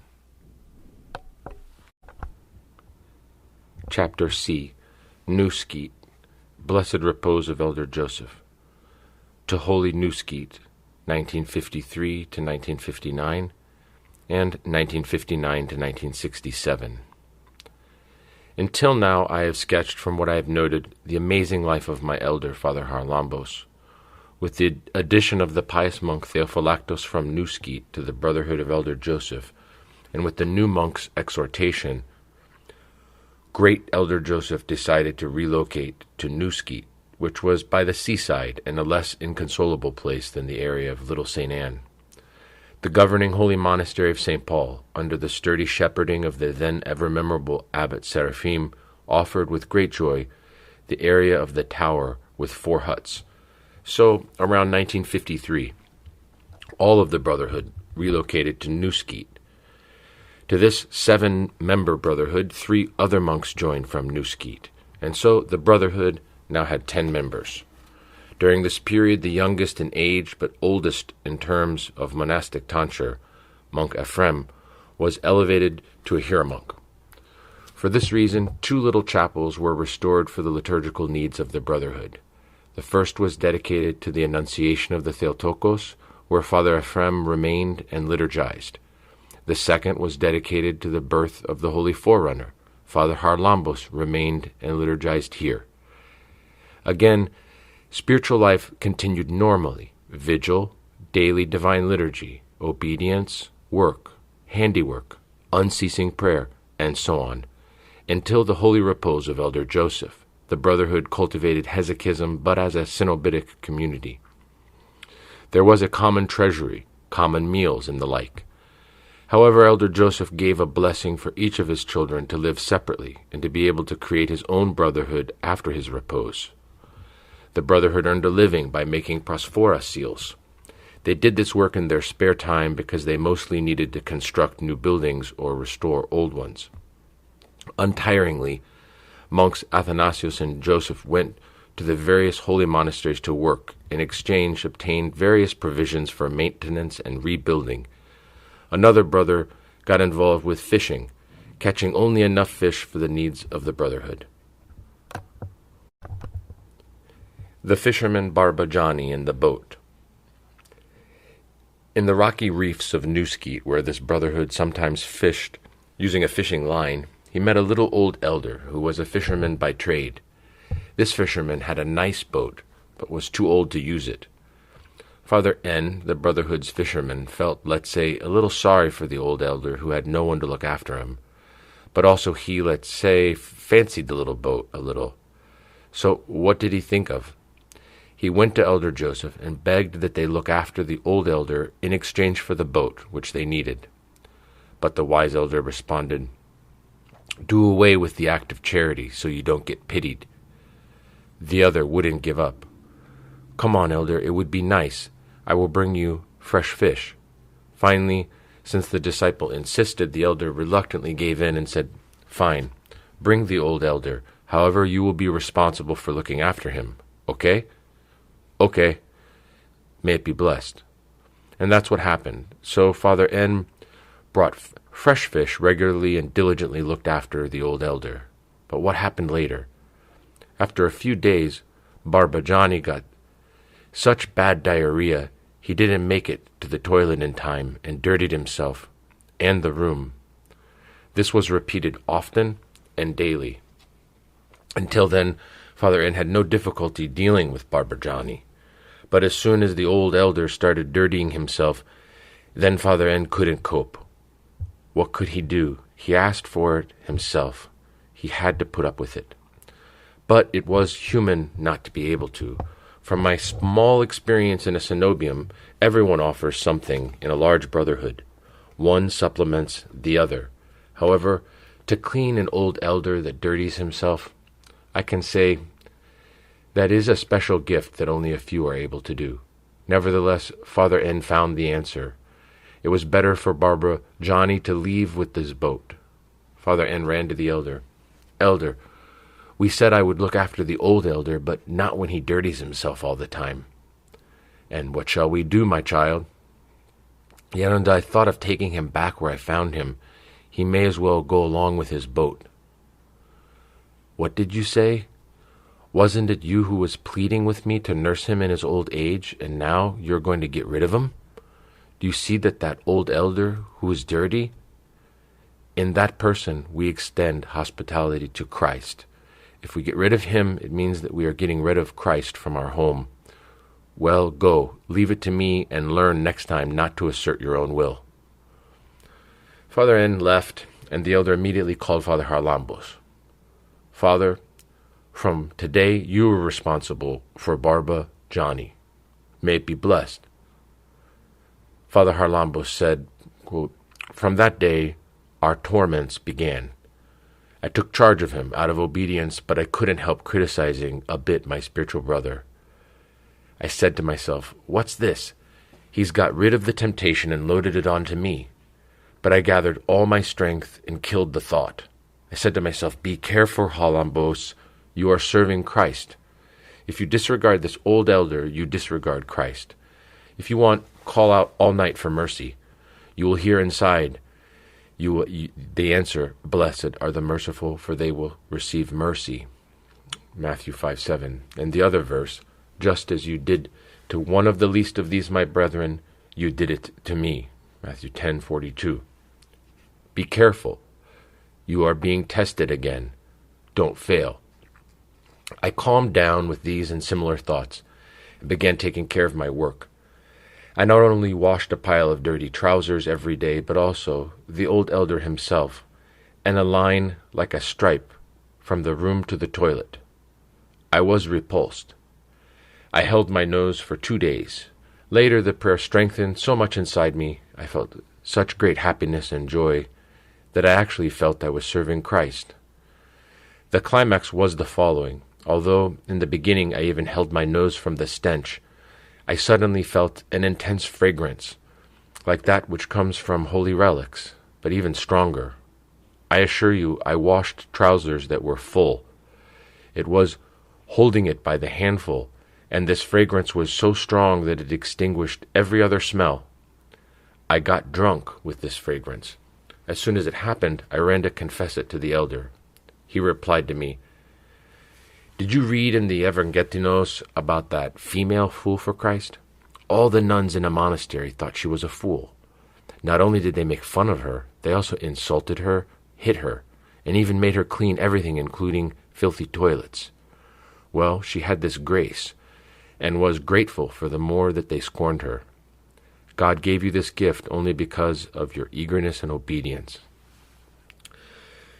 So that you don't remain curious, I will mention what happened to Barba Johnny. From the day the old elder created this problem, Elder Joseph fell into fervent prayer and said, "Lord, you have sent him to us. I can't get rid of him. You provide the solution." After several days, the old elder got up to leave. They said to him, "Elder, where are you going in such a state?" "Don't you worry. I want to leave. Take me back where you found me." Since the old elder insisted with shouts and screams, Elder Joseph said, "Now, my child, we can take him back where we found him. We are not responsible. God has solved the problem for us." The Blessed End of Elder Joseph, 1959. Spiritual life rolled along in this way at the little cenobium, which, according to St. John Climacus, resembles heaven on earth. Of course, the presence of the contemporary God-bearing Elder Joseph contributed to this. His passing through the garden of the Panagia left an indelible mark of a great figure and teacher who, despite the difficult times, revived the hesychistic tradition, which had its peak during the years of the great hesychists of the 14th century, and its relative decline in the days of slavery.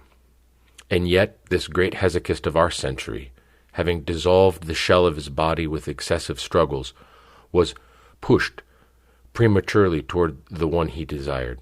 His desire for the Mother of God burned so strongly in the depths of this courageous athlete that, sweet-kissing the divine icon of our Panagia with burning tears and ardent desire, he pleaded, "I can't stand it any longer. Don't leave me. Don't delay. Take me quickly to you." Although the elder was pulled toward the desired one, his children estimated the cost beforehand in their great orphanage.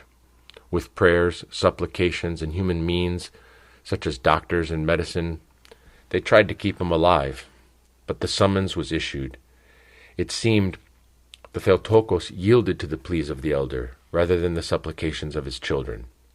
The elder called them, and soberly announced the decision and the day of his death. If the Church considers the resurrection the climax of the Lord's feasts, then obviously the climax of the feasts of the Mother of God is considered to be the dormition of the Theotokos. It was this big day that the Theotokos chose to take her child in her virgin embrace as a genuine mother. It was the eve of the feast of the 15th of August, 1959. Father Haralambos said he was preparing to serve the frugal food for the day when our elder stopped him and said, "Today I will serve. It's the last time you will eat from my hands."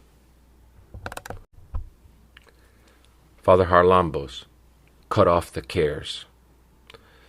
The next day, having taken Holy Communion, Elder Joseph waited soberly and a little anxiously for his time to come.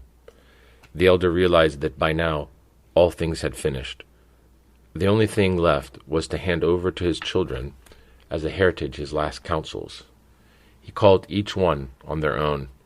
When Father Haralambos' turn came, the elder said, "Father Haralambos, do you hear me?" "I hear you, elder." "Cut off the cares." Father Haralambos made a reverence and left. However, before he went outside, he heard again, "Father Haralambos, come inside." "What do you want, elder?" "Cut off the cares." He made a reverence again and left, but the elder called a third time. "Come here." "Father Haralambos, what do you want, Yerona?" "Did you hear what I said? Cut off the cares." This remained with Father Haralambos as a heritage for the rest of his life. The holy elder then gave up his spirit into the hands of God. His children mourned him deeply. Easing the loss was the presence of the equally worthy fellow ascetic, Elder Arsenios. Although Elder Arsenios did not have a great gift for teaching, he was a good example, had a fighting spirit, and had the grace to comfort those who were younger and weaker. The relative independence of the members of the Brotherhood, but how they helped each other.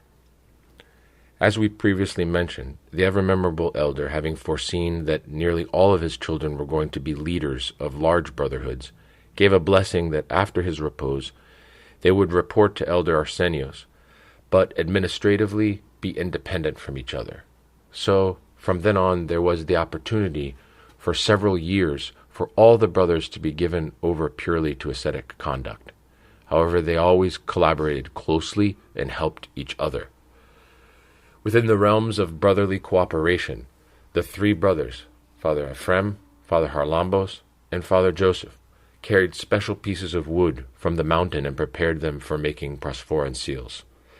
At that time, all the work was done by hand. Machinery came later.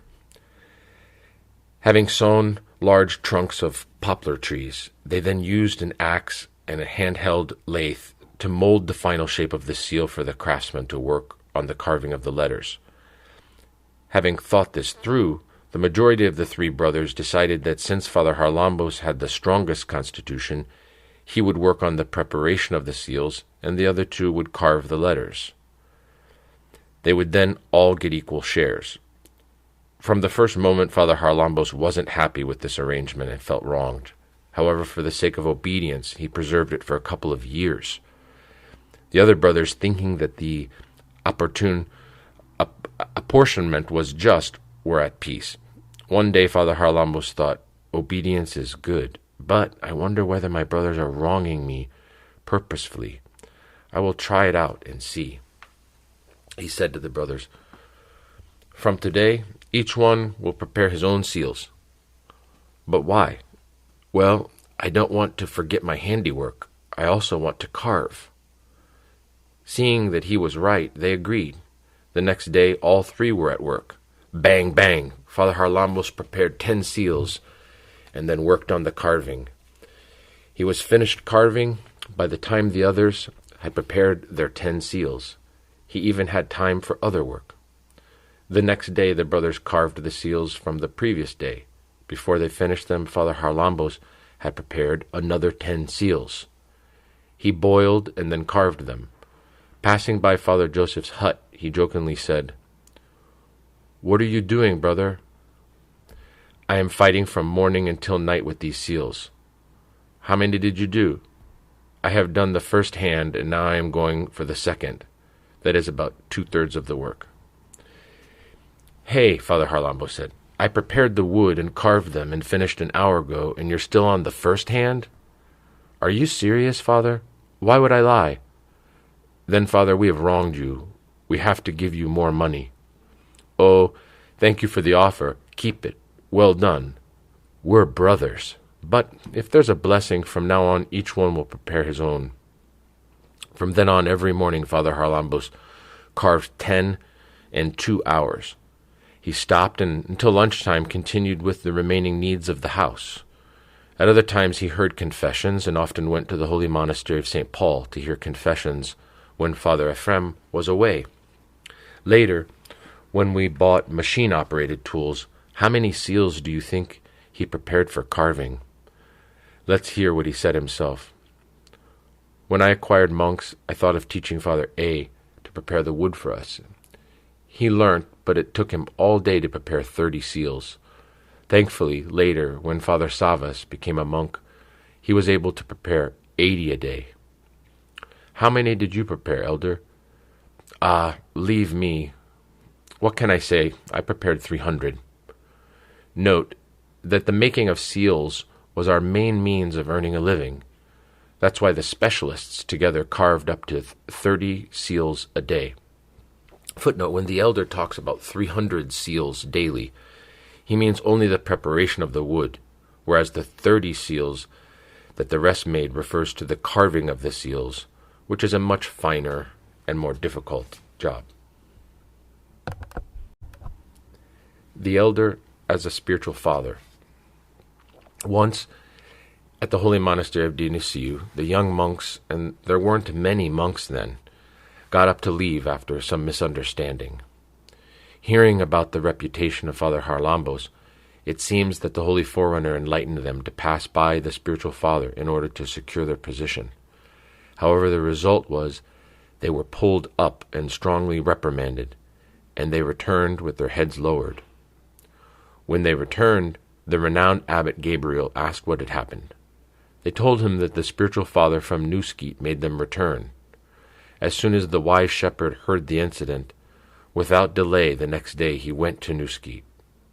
Having firstly thanked the spiritual father for the benevolent act, he then asked Father Haralambos to officially take over as the spiritual father of the monastery.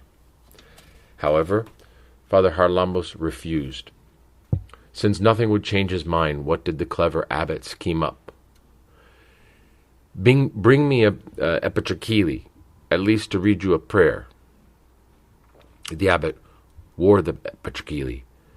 Father Haralambos was under the epitrachili, and the abbot said, "With this epitrachili around my neck, I command you out of obedience from today to take charge as spiritual father of our monastery." Well, that was it. Who doesn't tremble at the epitrachili? How much more so a spiritual father who knows how much worth it has? Without further opposition, Father Haralambos said, "Let it be blessed, elder. May the will of God happen." From then until 1967, when our Brotherhood withdrew to the Hilandari cell of Burazeri, he was the spiritual father of the Holy Monastery of Dionysiou. When I first went to the Holy Mountain in 1965 to become a monk, an erudite superior of the Holy Monastery of Xenopantos came to visit us with a written plea for the elder to take over the responsibilities of spiritual father. Although the elder at first rejected the proposal, he finally yielded to the perseverance of the fathers of the monastery. The reputation of the elder as a spiritual father did not take long to spread both within and outside the Holy Mountain. Every day, monks from various parts of the Holy Mountain came to visit him, as well as clergy and many lay people from the world. The elder was not simply a spiritual father. Without doubt, all spiritual fathers have the grace to bind and loose. Father Haralambos also used his spiritual gifts in confession. To every person who confessed, I dare say, he gave a part of himself. He was strict wherever he had to be, and likewise he was lenient, sympathetic, and comforting, and also so concessionary that many times he took on the other person's load to lighten them. Although he was very strict with himself, when he heard a monk say, "Spiritual father, I can't do my prayer rule," he found an alternative solution for the monk. "You can't do 150 prostrations? Do 100. But I can't even do that many. Well then, add to your prayer rule another 4 lots of 300 prayer groups, with the sign of the cross instead of the prostrations. I still have difficulty, elder. Well then, leave it, and I will do it for you, until you are strengthened. Only don't leave obedience and the services." He used this method with many, and the good thing was that most times he won. The brother's sense of honor was eventually pierced with the thought, "My spiritual father, an old man, is doing the matanyas for me. I should be ashamed." One time a certain brother suffered from a wearying demon. The elder, knowing that this kind does not go out except by prayer and fasting, Matthew 17:21, and to encourage the one who was suffering, fasted from oil together with the brother for 40 days at a period when it was not a fast. At the same time, the elder also did exorcisms, prayer ropes, paracleses, dedicated 40 divine liturgies, and struggled and suffered with the brother until he was healed. At another time, I don't know the reason, a brother from Burazeri became demon-possessed. He became so intolerable that everyone said the only solution was to lock him up in an asylum. And yet, the elder with liturgies, exorcisms, and prayer ropes expelled the demon from the brother. It wasn't just a few times that he helped the one who was confessing when out of embarrassment he was having difficulty confessing to deadly sins. When I was still a beginner, a clergyman visited us who, out of carelessness, fell into such temptation that he almost lost the priesthood. When he went to hear confessions, when he went to confession, he began to blush. He would go to say something, stop. He'd start again, then say nothing. Then the elder said kindly, "Why are you embarrassed?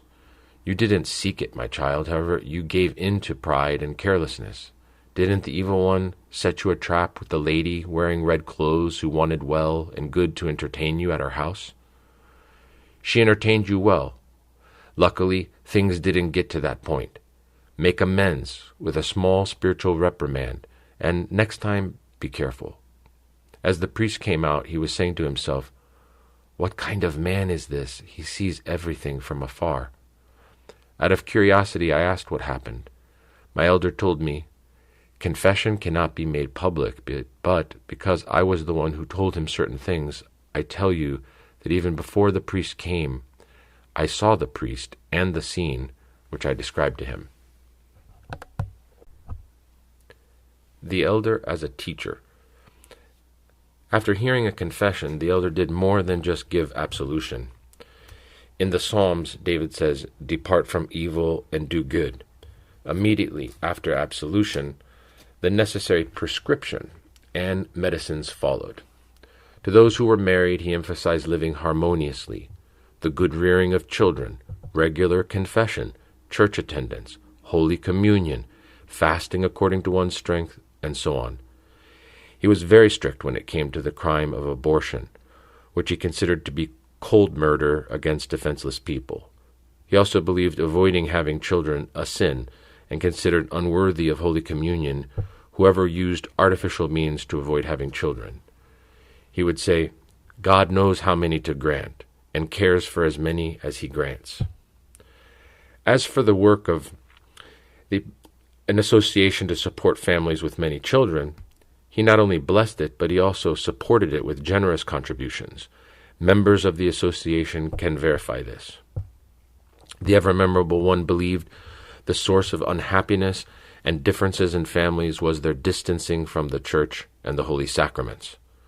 Quote, "A Christian who does not attend church, who doesn't pray, doesn't go to confession, doesn't partake of Holy Communion, is an unfenced vineyard where at any moment the door is open for the thieves, that is, the demons, to come in and to destroy it."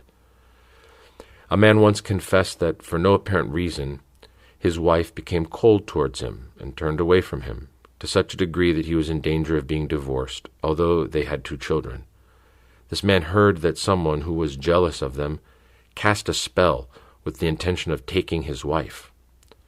Perplexed, he asked the elder, "Yerunda, does sorcery exist, and can it cause such problems?"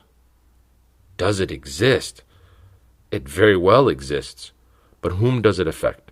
It affects whomever the evil one finds naked and defenseless." Meaning what, elder? Naked is the one who doesn't have a relationship with the church, and defenseless is the Christian who doesn't have contact and a relationship with Christ, the holy sacraments, prayer, confession, and Holy Communion. If you want, read the life of St. Cyprian, and you will see how that head sorcerer humbled himself before a little girl, Justina. Indeed, St. Cyprian denied Satan and witchcraft, which he realized when he realized that spells can't affect Christians. He became a Christian, and such a fervent one that he was martyred with Justinia for his faith in Christ. The fact that your wife has not yet decided to forsake you means that you are not completely defenseless. However, to be saved from this temptation, you must struggle harder. Give me the name of your wife. I will especially commemorate her in the Divine Liturgy, and every day I will say a prayer rope for both of you. But I want more from you. You will pray for yourself and your wife, and you will regularly take communion. If your wife follows suit, then you have won her. Otherwise, you will ask for forbearance from the Lord until he heals her. Tell me, do you keep the fasts of the church? Well, I keep something. Well, you will increase that something. Can you fast from oil on Wednesdays and Fridays? I don't know, elder, because I work very hard. If I told you our program here, we work even harder. Let it be. If you can't at least stop at the oil, don't have more. However, when you take communion, you won't have oil on Friday. And take communion at least every 2 to 3 weeks. If you were able, I would have told you even more often. Here, we take communion 3 or 4 times a week. As in the above case, the elder helped many families stay together, and with his simple but wise counsels restored harmony and peace and mutual love. Another person said to the elder, "Holy elder, I don't know what's happening to me. I fell in love with my wife and I married her. In the beginning our life was heavenly. However, now I don't know what's wrong with me. I can't stand the sight of her. I react inside me. I have an aversion. It's bad. When she looks at me, I feel like I am seeing my enemy in front of me. Now my life is hell. What shall I do? Shall I divorce her?" "Divorce her? Are you serious? Are you mad? Do you understand, my child, that marriage is one of the 7 sacraments of our church? Don't you know you have promised God that you will carry the yoke of marriage until death? Do you think that you can do your own thing in marriage?" "Well, elder, why do so many people divorce every day?" "Well then, if most people go mad and deny their faith, are we going to say, well, that's the trend now? Do we have to follow the same trend? That is, if the world decides to go to hell with these trends, are we also going to follow them to hell? You are now saying that your life is hell. If you go to that frightful eternal hell, which burns the fornicators, adulterers, and all who have revoked their marriage, what will you do then?" "But what shall I do, Father?" "Don't you understand that what's happening is clearly the work of Satan with horns? Do you have a window open? You have a window open, and you have let him in." The elder, having made the necessary suggestions and given him the relevant spiritual remedies, wished him a goodbye.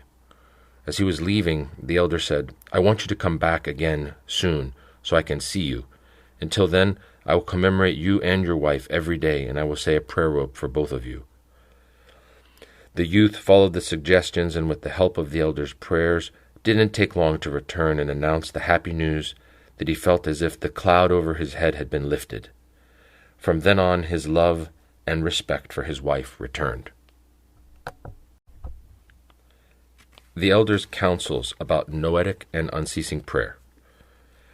Within the framework of the elder's teaching, he spoke to everyone, whether they were married or not, specifically about Noetic prayer. Having lived close to this ever-memorable elder who tasted the most sweet fruits of Noetic prayer, his ardent desire was, if possible, for the whole world to taste this sweetness. He got especially emotional when he saw a similar interest from fellow diners. Then his heart would truly open up. Without exaggeration, he directly transmitted from the overflowing of his heart to those who were listening. This holy elder did not utter empty words. I can confirm without hesitation, from the experience of many others and a little of my own, that the saying of the Lord, "The words that I have spoken to you are spirit and life," John 6:63, was relevant for my elder. Many people from all classes of society, married and unmarried, flocked to him after hearing about his reputation as a teacher of Noetic prayer. From the very first moment, he gave of himself to those who visited him, according to each person's receptivity. Father Savas, Stavno Venitis, the ever-memorable spiritual father, visited the elder in Nuski in 1964. A young prospective monk was with Father Savas. This young man asked for advice from the elder. They stayed together for quite a while. Then the young man left with Father Savas for the holy monasteries. The next day, from the first break of light, the young man quickly returned from the holy monastery of St. Paul and knocked on the elder's door. The elder opened the door. "What's wrong, my child?" "Elder, I want to tell you something important. When we left yesterday, I followed your advice and started constantly saying the prayer out loud. In the evening, I felt a strong burning flame in the center of my heart, which brought on such inwardness and sweetness that I thought my mind had been swollen by my heart. I stayed with my mind in my heart for a long while. It didn't want to come out from there. From then on, the prayer has gained such strength that it won't even stop for a second." Well, When the elder heard that, with his usual childlike simplicity, he hugged and kissed the young man with tears. He then recommended that instead of going around on pilgrimages, he stay with them so that he could keep and increase that which God had granted him. Unfortunately, the young man was not able to leave his companion, the spiritual father. When he had another opportunity, he hurriedly returned to Noetic to see the elder before leaving the holy mountain. He confessed that although he was still able to keep hold of unceasing prayer, the flame had been diminished because of the visits and the distractions, which was largely expected. Nevertheless, the elder called him a thief. He came here, he stole Noetic prayer, and left. But many other youths also confessed that from the elder's first lesson on the prayer, they were able to adapt to our program of an 8-hour vigil, which our Brotherhood followed. We have many instances where divine providence brought to our cell people who had no relationship with God, drug addicts, unruly people, and others, who, however, were well-intentioned, and who, from the first contact and confession, abandoned their former prodigal way of life and adapted to our program with the vigil. Some of these people even became monks. I will not omit to mention the instance of a young man who, motivated by spiritual thirst when he was in the world, read books about Noetic prayer. His kindled heart, like a sponge, soaked up all of God's wise words and put them into practice. It didn't take long for him to reap the first splendid fruits. He would concentrate in the evening for hours on end, in the middle of Athens, struggling but also delighting in the holy work of the prayer. He also said the prayer during the day without stopping. However, it was inevitable that without a spiritual guide he would falter. According to the Holy Fathers, a necessary precondition for spiritual progress in this work is a suitable guide. At that time, Athens was endowed with many pious and charismatic spiritual fathers. Whether it was from demonic cooperation or from human nature, this young man experienced psychosomatic fatigue so bad that when he tried to concentrate on the meaning of the prayer, he felt a dreadful headache. So he went to all of the peak spiritual fathers of Athens for help, but it was not God's will for him to be cured by them. According to divine beckoning, one spiritual father recommended to the young man he go to the holy mountain for a month to recover peace in his soul. That was it. According to God's will, from the very first days upon hearing it, he ran to Father Haralambos in the hope of obtaining advice that would save him from the difficulty he faced. However, before meeting Father Haralambos, he went to confession to another renowned spiritual father, who compelled him to do 50 prostrations every evening before going to sleep and 4 100-knot prayer ropes. The young man categorically rejected the prayer rule because of his physical and spiritual fatigue. When he went to Father Haralambos, he also mentioned his mishap with the other spiritual father. "If possible, please loosen me from this prayer rule. I can't do so many prayer ropes," he asked. The elder then took charge of him and gave him the first lesson on the prayer. He sent the youth away, saying, "Go, and today try to put into practice what I've told you. If you have trouble, we will talk about it again." The young man attested. From that moment, the headache dissolved like a cloud, and unceasing prayer started working like a machine, at times with the mind, and sometimes out loud. Not 4 prayer ropes, but many lots of 4 rolled constantly. Having benefited and been healed by the elder, the young man couldn't leave the elder's side. Nevertheless, respecting the blessing of his spiritual father, he returned for a while to the world. However, it didn't take long for him to be permanently settled at one of the dwellings on the holy mountain, and until the elder's death, to treasure the elder as a spiritual guide and benefactor. Cut off the cares, the splendid fruit. When I first visited my elder in the spring of 1964, he was living on his own. Nevertheless, he liturgized every night with the help of Elder Arsenios and his spiritual brother, Monk Joseph, now of Vatopedi. With this program, ever-memorable Elder Haralambos faithfully applied his elder's commandment. Father Haralambos, cut off the cares. I dare say that with this hesychastic program, the ever-memorable elder achieved great heights. He reached spiritual states that we only read about in the lives of great saints. The flame of unceasing prayer and divine eros burnt like another Chalcedonian fire, but it didn't burn his heart. Those wearying all-night vigils have remained indelible. Those liturgies were, with the eyes of his refined soul, he clearly saw the divine mysteries and him who became the sacrificer and sacrifice before the awesome altar that is the Lord. In a state of ecstasy from what he had seen, his hands would become paralyzed. He cut the body. He dissolved in a shower of tears. The liturgy was greatly extended. When he said the words, "with fear of God," he lived that fear and literally shook, conscious of his unworthiness and from seeing the living presence of the incarnate Logos being offered through his hands as mystical food and drink to fellow diners.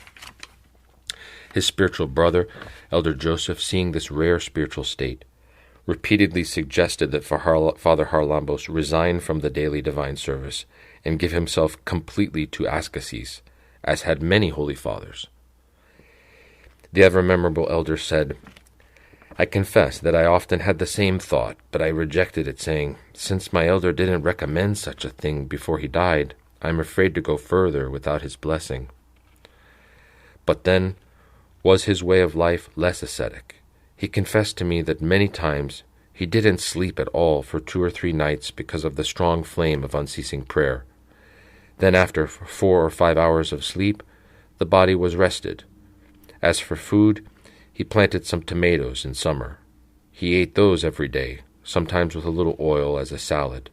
At other times during the fasts, he ate them without oil, only with bread, and in this way cheated his body. Despite the fact that he was over 50 years old, he did up to 1,000 prostrations, for which he had his elder's blessing, and then spent the all-night vigil standing perfectly still. During this period, he lived many states that went beyond the norms of nature. From the mind's excessive concentration, he delighted in the gift of pure and undistracted prayer. Often his mind became one with his heart. Of course, this state is not uncommon for spiritual strugglers, but for those of us who were uninitiated in it, the late elder explained for us to understand. Quote, "When the mind meets the kingdom of Christ in the heart, it is like a strong magnet that gets stuck on the iron, and even if you pull it with all your strength, it doesn't unstick. The mind is drawn, sweetened, and stuck so tightly that even if someone happens to call you or knocks on your door, you hear, but you can't easily pull away even if you want to. You remain in this state for as long as God wants you to. At other times, the mind contracts or expands. It returns again to its natural state when it contracts. When you dip a sponge in a perfume pot and wring it out, the fragrance remains strong and can't be removed. It's the same with the mind. It fills with divine myrrh.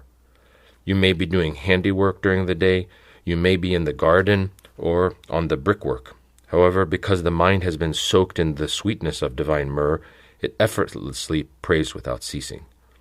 Many a time, sweet tears flow with only the remembrance of Christ or a Panagia. At other times, the mind expands with pure prayer, and you no longer direct yourself, but you are led by the Holy Spirit. When a person experiences this state, he understands and says, so this is what St. Paul meant when he said, whether in the body or out of the body, I do not know. 2 Corinthians 12, 1-6. By saying these things, the elder meant that his spirit would be caught up and would see visions, theorias, revelations of the Lord. Once a certain brother dared to ask, Yerunda, did you ever happen to see Christ in your prayer? My child, whoever doesn't see Christ with the eyes of his heart while he is praying hasn't learned to pray. I understand, but did you ever see Christ with your fleshly eyes? Ah, if only you knew what it is to see Christ with your eyes. As soon as you see him, you are filled inside with an indescribable joy. But you are also overwhelmed with awe, and your legs spontaneously give away. You fall face down before him, and sobbing uncontrollably remain in a state of ecstasy. What can you say then? You are in the presence of God. You are in a state of wonder, contrition, and you cannot stop weeping. Indirectly, Elder Haralambos revealed very clearly another great spiritual experience. He clarified this after another sly question from the same brother. Yes, Elder, but we read and hear that many people have been deluded by demonic visions, thinking they saw Christ. I have met many people who were deluded. The worst thing is that you can't cure them of their delusion. But how can we know that it is actually a delusion? Even a beginner understands, not only from the fierce look on the faces of those deluded, but internally they are filled with confusion and agitation. They become so tough that for years they don't know what tears mean. Is that how it is when you love Christ? Is that how it is when you see, even for a short while, that most sweet face? Not only 1 or 2 days, but 3 months I couldn't stop the tears. You are burnt up by the sweetest desire. No matter how hard you can try, you can't control yourself. After 3 months, the tears eased, but the memory is not erased. Sometimes Elder Haralambos saw with the eyes of his soul people he had not yet met, and scenes in their lives. When they later visited him, he described in detail events from their lives. Clear examples of self-denial. Once at Newskeet, I noticed that my legs were a little swollen. Worried, I ran to inform the elder that there was something seriously wrong. As soon as the elder heard, he smiled, told me, "You are such a great struggler." Immediately you became concerned. "It's nothing, my child. It's from standing up for so many hours. Do you want to see my legs?" He lifted the material a little and showed me up to his knees. It was frightful. Both his legs were so swollen that they looked like long balloons. As if that wasn't enough, he firmly pressed the swollen legs with his fingers. Both of them were immediately indented and left marks from his fingers. I was frightened and spontaneously called out, "Yerunda, there's something seriously wrong. Look after your legs." And the elder responded with dispassion, "Why are you frightened, my child? I have had this from the time I came to monasticism. It's nothing. It's from standing up for so many hours. It's the other that bothers me, but never mind, God will take care of it." "What do you mean, elder?" "Well, you see, standing for so long hurts my hernia. However, I have found a solution. I tie my waist tightly with a belt, and the heat eases the pain." I witnessed and truly admired my elder's great self-denial. Until the end of his life, despite the problem with his legs, he did not intend to give in to the flesh. As long as his bodily strength prevailed, he did not forsake standing for so many hours, even when he was old. For many years he suffered without grumbling the pain of his hernia, which worsens when standing. In vain did many people, including doctors, suggest that he have an operation. By forcing himself to stand there was the danger of constriction, which endangered his life. And yet the elder left it in the hands of our Panagia with absolute trust. Many years later I asked out of concern, "Hey, what happened with your hernia, elder?" And the elder dismissed it, as if it was an insignificant incident. "It disappeared, my child, and I was freed. Our Panagia performed her miracle." Such an astonishing event, and it really didn't impress him. He wouldn't have even mentioned it if we hadn't asked. Why? Because the elder lived a miracle every day of his life. What's so strange for such people? Another miracle among so many. The Lord knows his job. It's for my benefit. He will make me well. If it's not for my benefit, blessed be the name of the Lord. I believe this is how the perfect people think. For many decades, the elder didn't leave the holy mountain, but he later yielded to the exhortations of his spiritual children and used medical science and care as if from God, leaving us again an example of obedience and humility. I am the demon of slothfulness. One time, after many hours of tiring vigil, sessions of prostrations, and after standing all night, the elder unnerved the enemy so much that it departed. The enemy started to roar and moan as a mother who has lost her child. The elder was curious and turned his gaze, but what did he see? Someone wild, horrible, and black standing outside his cell. After the frightful first impression, the elder collected himself and asked with composure, "What are you, and what are you doing here at such a time?" And the other replied, "Who am I? I am the demon of slothfulness. I am the one who lulls the monks to sleep with a feather. But, you bad old monk, you've burnt me. I'm leaving, I am leaving." And with the word leaving, he vanished. Father Haralambos sees his previously departed elder in a vision. When Father Haralambos, his holy elder, had been informed by God that the time of his departure for the one he desired had arrived, he promised his children, among other things, "If, my children, I have boldness before the Lord, I promise that I will not forsake you." However, after his tangible physical absence, the mourning was inevitably deep. All the Brotherhood mourned daily their great loss, despite the support of the other great elder, Arsenios. On the 40th day, when they were preparing for the consecrated memorial service, and while Father Haralambos was praying, for a moment, whether he was awake or asleep, the Lord knows, he saw his elder inside the hut's little chapel of the Holy Forerunner. However, the elder wasn't as Father Haralambos usually saw him. He was showered in resplendent light. The brightness of his face hid the physical light. Father Haralambos said, "Seeing with a lot of longing my elder, I noticed that he was full of stripes and medals from top to bottom. Having greeted him warmly, I asked with bewilderment, 'Yerunda, where did you find all these bright medals?' He answered, 'What you see was granted to me by Christ.' I came to after that, but still affected by the vision, I kept calling out, 'My Yerunda, where are you? Why are you leaving?' When I thought about it carefully afterwards, I understood that with this vision my elder confirmed that indeed he had found great boldness before God. It was as if he was saying, 'I am here. I haven't breached my promise.' Another time I fell into great temptations. In my difficulty I thought to myself, 'Oh, where are you, elder, so I can lean on you during my hour of need?' Then I heard a familiar voice. It was the sweet voice of my elder. 'My child, why are you losing courage? Didn't I tell you that I am near all of you?' I looked and saw with the physical eyes of my body his holy and bright face. Then it was as if he walked out the door and disappeared. I ran outside, in the middle of the night, like a madman, and called out in despair, 'Yerunda, my Yerunda Yosef, where are you? Come, don't leave me.' When Elder Arsenios heard me, he thought something had happened to me, and that I had lost my mind. But Elder Joseph's presence gave me so much strength that, with his blessing, all those frightful temptations, they were overcome.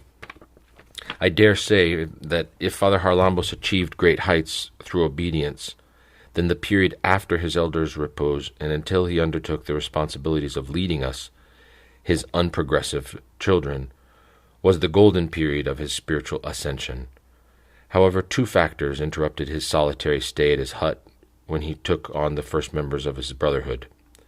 One factor was that although he liturgized daily, according to his elder's typicon, his spiritual brother, Monk Joseph, was who principally assisted the liturgy by chanting, had now undertaken spiritual work outside of the Holy Mountain. With Monk Joseph away, Father Haralambos only had Elder Arsenios as the chanter. The void had to be filled. The second factor was the following. Since he started hearing confessions, many young people came to the elder. Many of them expressed the desire to become monks. In the beginning, he sent some to the neighboring monasteries. As is common knowledge, the cenobium is the well-trodden and royal pathway. However, it wasn't easy, as disciples choose every so often ask for a blessing from their elder to go from the monastery of their repentance, where they lived to their spiritual father, Father Haralambos. That's why the first complaints were aired. The elder, filled with thirst to transmit to others that which he lived, discussed this with Elder Arsenios.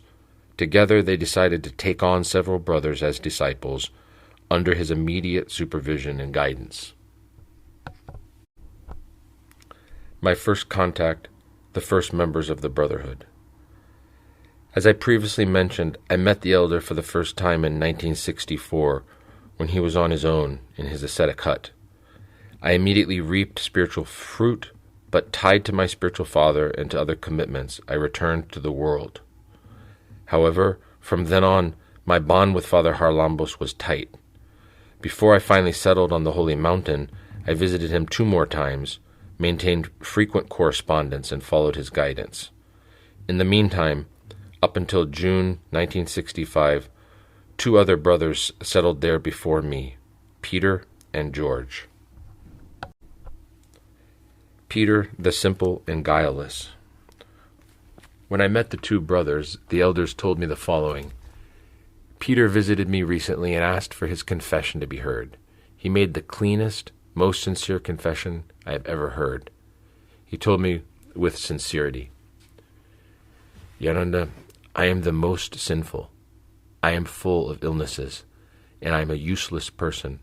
I want to be a monk, but I feel unworthy.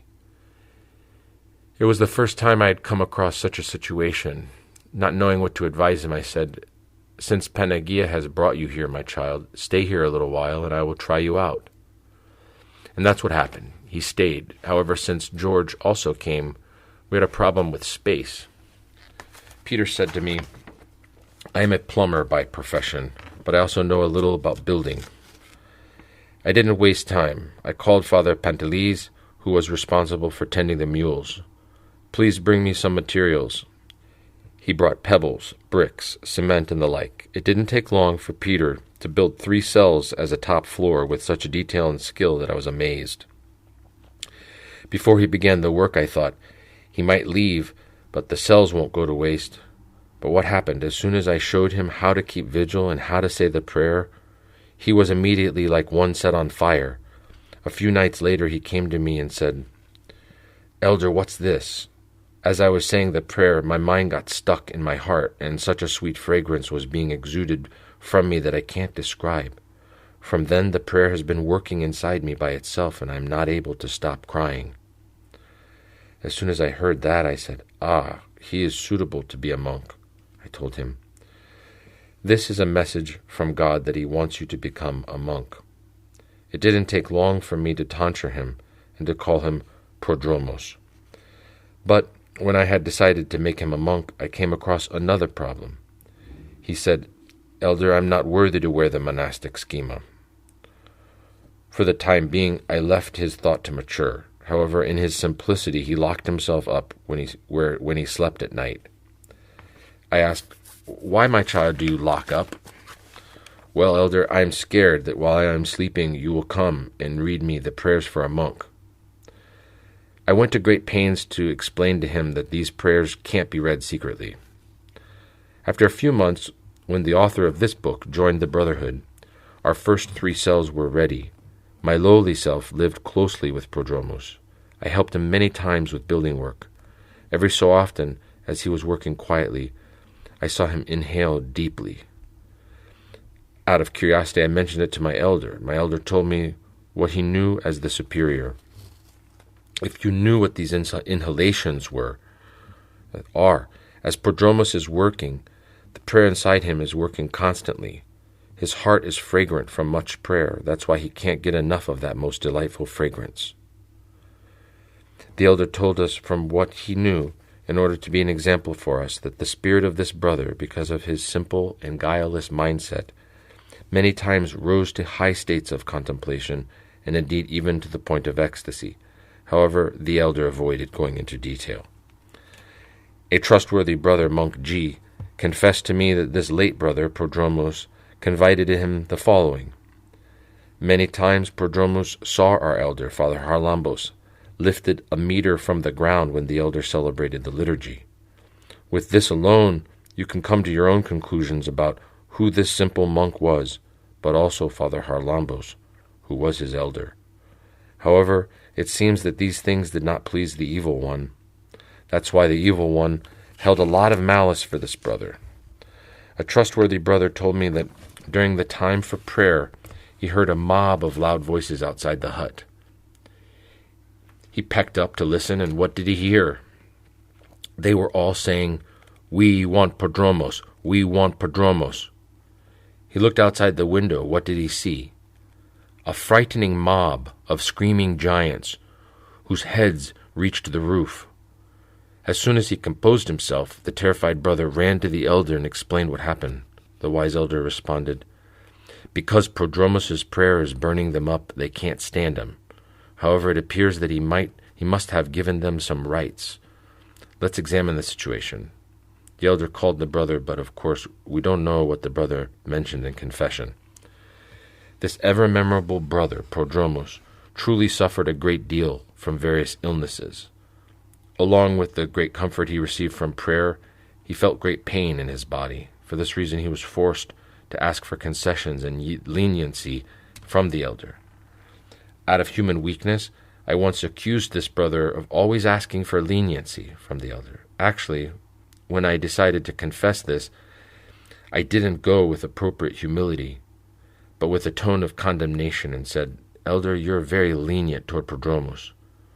It was as if I was being a teacher to the elder.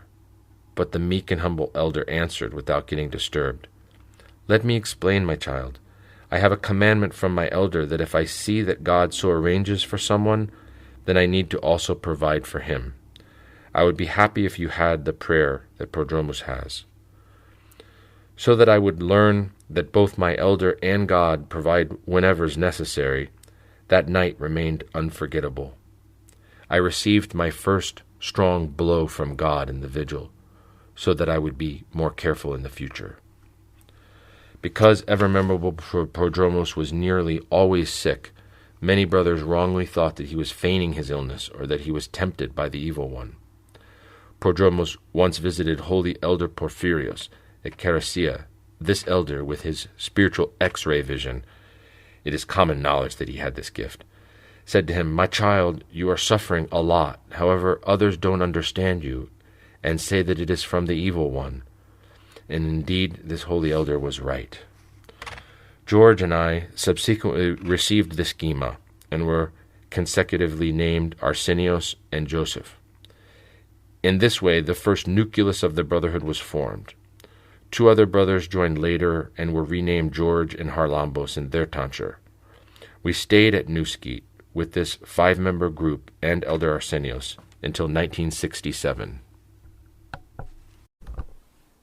The Elder's Choices. The ever-memorable elder had his own somewhat special way of choosing the members of his brotherhood. The elder kept the one who confessed, and at the same time taught him the prayer. The brother then followed the program of daily vigil and obedience.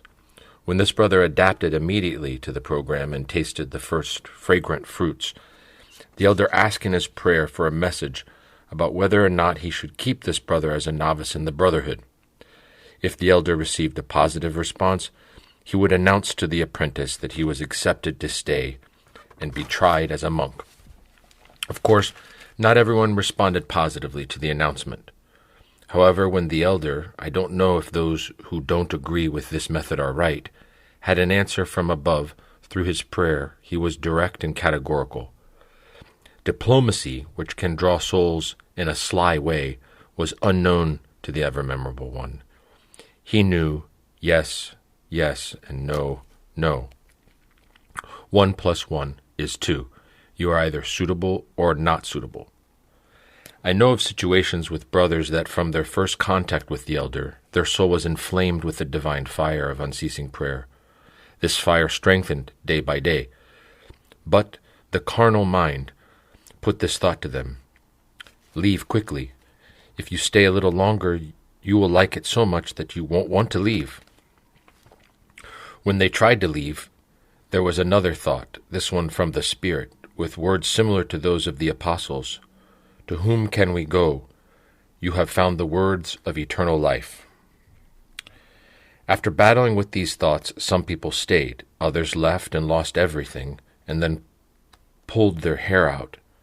Others returned after a little while drawn back by the magnetic pull of the elder's prayers. There were also so many situations that were difficult to understand. Father Haralambos always sought the advice of Elder Arsenios, who had the last word. A certain brother expressed a desire to become a monk. He had a very good vigil the first night after the initial explanation. However, that same night, a heavy load impeded the elder from his usual spiritual state. The elder explained it as a negative message. The second night, the elder returned to his usual routine, but the brother experienced the opposite. He confessed that he wasn't able to keep vigil at all. This interchange continued for several days. The elder, certain that this brother was not meant for the Brotherhood, went to tell Elder Arsenios that the brother must be sent away. But strangely, Elder Arsenios said, "No, don't send him away. It's a pity." The elder necessarily obeyed, but would say for many years, "All the times I sought the advice of Elder Arsenios, he was never wrong. Only about this monk. I don't know how he made me keep him. He has been so difficult." However, the final results proved that Elder Arsenios was right. Although the brother tried Father Haralambos, he remained and persevered heroically. Other brothers, although they have both an inclination and a calling, forsake the monastic life. This brother remained and succeeded. With regard to another brother, the elder had a negative response from his prayer, despite the brother adapting to the daily program. In the end, the elder announced to him, "Go somewhere else, my child." The brother replied, "No, elder, don't send me away. I am at peace here." Since the brother insisted, the elder said, "I thought of the words of the Lord. Anyone who comes to me, I will never drive away." John 6:37. The final word now belongs to my elder. Let him show us a sign. The elder continued, "I called the brother and said to him, 'H, my child, next to the elder's grave is a mulberry tree. Go and bring us some mulberries.' H ran to the mulberry tree. As he approached the grave, he screamed and fell down. I ran to him and found him having a fit and frothing at the mouth. I told Elder Arsenios about it, and he said, 'This is not a good sign, but try again. If it happens again, it's certainly a sign from the elder.' So the next day I sent the brother back to the mulberry tree and looked on. As soon as he approached the grave, the same thing happened. He fell down and began frothing. Elder Arsenios said to me, 'Send him on his way tomorrow,' and that's what happened." Awareness of the sacrament of the Holy Eucharist. Experiences with elders of Noetic. At Noetic, directly above the tower, there is a hut dedicated to the Annunciation of the Theotokos. I met 2 elders who lived there. The last of the 2 to survive was called Prodromos. Since Elder Prodromos was quite old, it was expected that his hut would be completely unkempt. Actually, during his last years, there was so much rubbish and filth in the house that it looked like a dunghill. The most pious monk Chrysostomos looked after Elder Prodromos' basic needs. One day, monk Chrysostomos came to Elder Haralambos and said, "Holy Spiritual Father, Father Prodromos is not well. Can you run and give him communion?" The elder prepared the divine mysteries and went immediately. He shortly returned. I noticed that he was moved and crying with sobs. "What's wrong, elder?" "I will tell you, my child. I won't hide it. I went to Elder Prodromos' house, holding Christ. As soon as I saw so much filth inside, I thought, 'Oh, my Christ, the only pure and sinless one, where are you deigning to enter?' I saw Prodromos, black all over from bruises and filth. Again I was moved. I was filled with these thoughts, my child. When he opened his mouth to take communion, I clearly saw, with the eyes of my heart, Christ going inside that dirty body and making it all white." After the elder said this, he was still emotional and shut himself up in his room. Who knows how many more tears he shed after that moving experience. During the time when I lived at Noetic, I came across many old elders who were distinguished for their virtue. One was the above-mentioned Father Chrysostomos, the so-called Vlach. This elder had the typicon of kneading a whole ovenful of bread. He made rusks because it would keep. He lived only on bread rusks until they were finished. Then he made more. He said to excuse himself, "Satan tempts me if I eat anything else other than bread." Someone else lived near Noetic's water reservoir. He lived in his home and only ate dry food. He said to cover himself, "When I eat fatty food, Satan tempts me." His name was Neophytos, and his surname was Capsalis. We were quite close with this old elder. He also kept vigil every night, came down to our hut at midnight to be part of the liturgy and to commemorate thousands of names of both the living and the departed. As a rule, whenever Father Neophytos approached us to talk, a sweet smell like perfume was exuded from his mouth. Although when I first met him he was middle-aged, he didn't even have one black hair. Now he was all white. He went white overnight after the following incident. He used to lead an ascetic life in a cave. One night he went in with a black beard. In the morning he came out all white. That night, according to divine consent, a multitude of demons suddenly appeared, terrifying and sinister in appearance, beating and threatening him. Father Neophytos was so frightened that when he came out of the cave the next morning, not one black hair remained. It had all turned white, and he was unrecognizable. The vision of the nourishment of the living and the dead. Once a certain brother who was at Noetic fell into doubt. We pray, keep vigil. Well, this is well and good, but do we help others in this way or only ourselves? Although he was preparing to confess this thought to the elder got in first, and with a face that seemed deeply moved, said to the brother, "Tonight, my child, God showed me the following frightful sight. As I was praying, it seemed for a moment that I was in a large refectory. I was standing in front of a door that looked similar to the royal gate of the church. Inside, a never-ending line of people queued for food. I was like a food purveyor. I could see you in that place. You were near me. You were cutting something like prosphora and bringing them to me. The other people came in 2 lines. In one line were the living, in the other the departed. I gave a piece of blessing to all, and they left happy. I could see many people who were familiar to me, those who I had written, both living and departed, on the paper for commemoration in the divine liturgy." The brother said, "Elder, that was for me.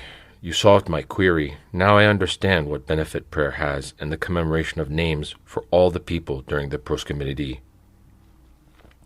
Since you are interested, my child, I will tell you something even more amazing about the prayer rope and my elder's life.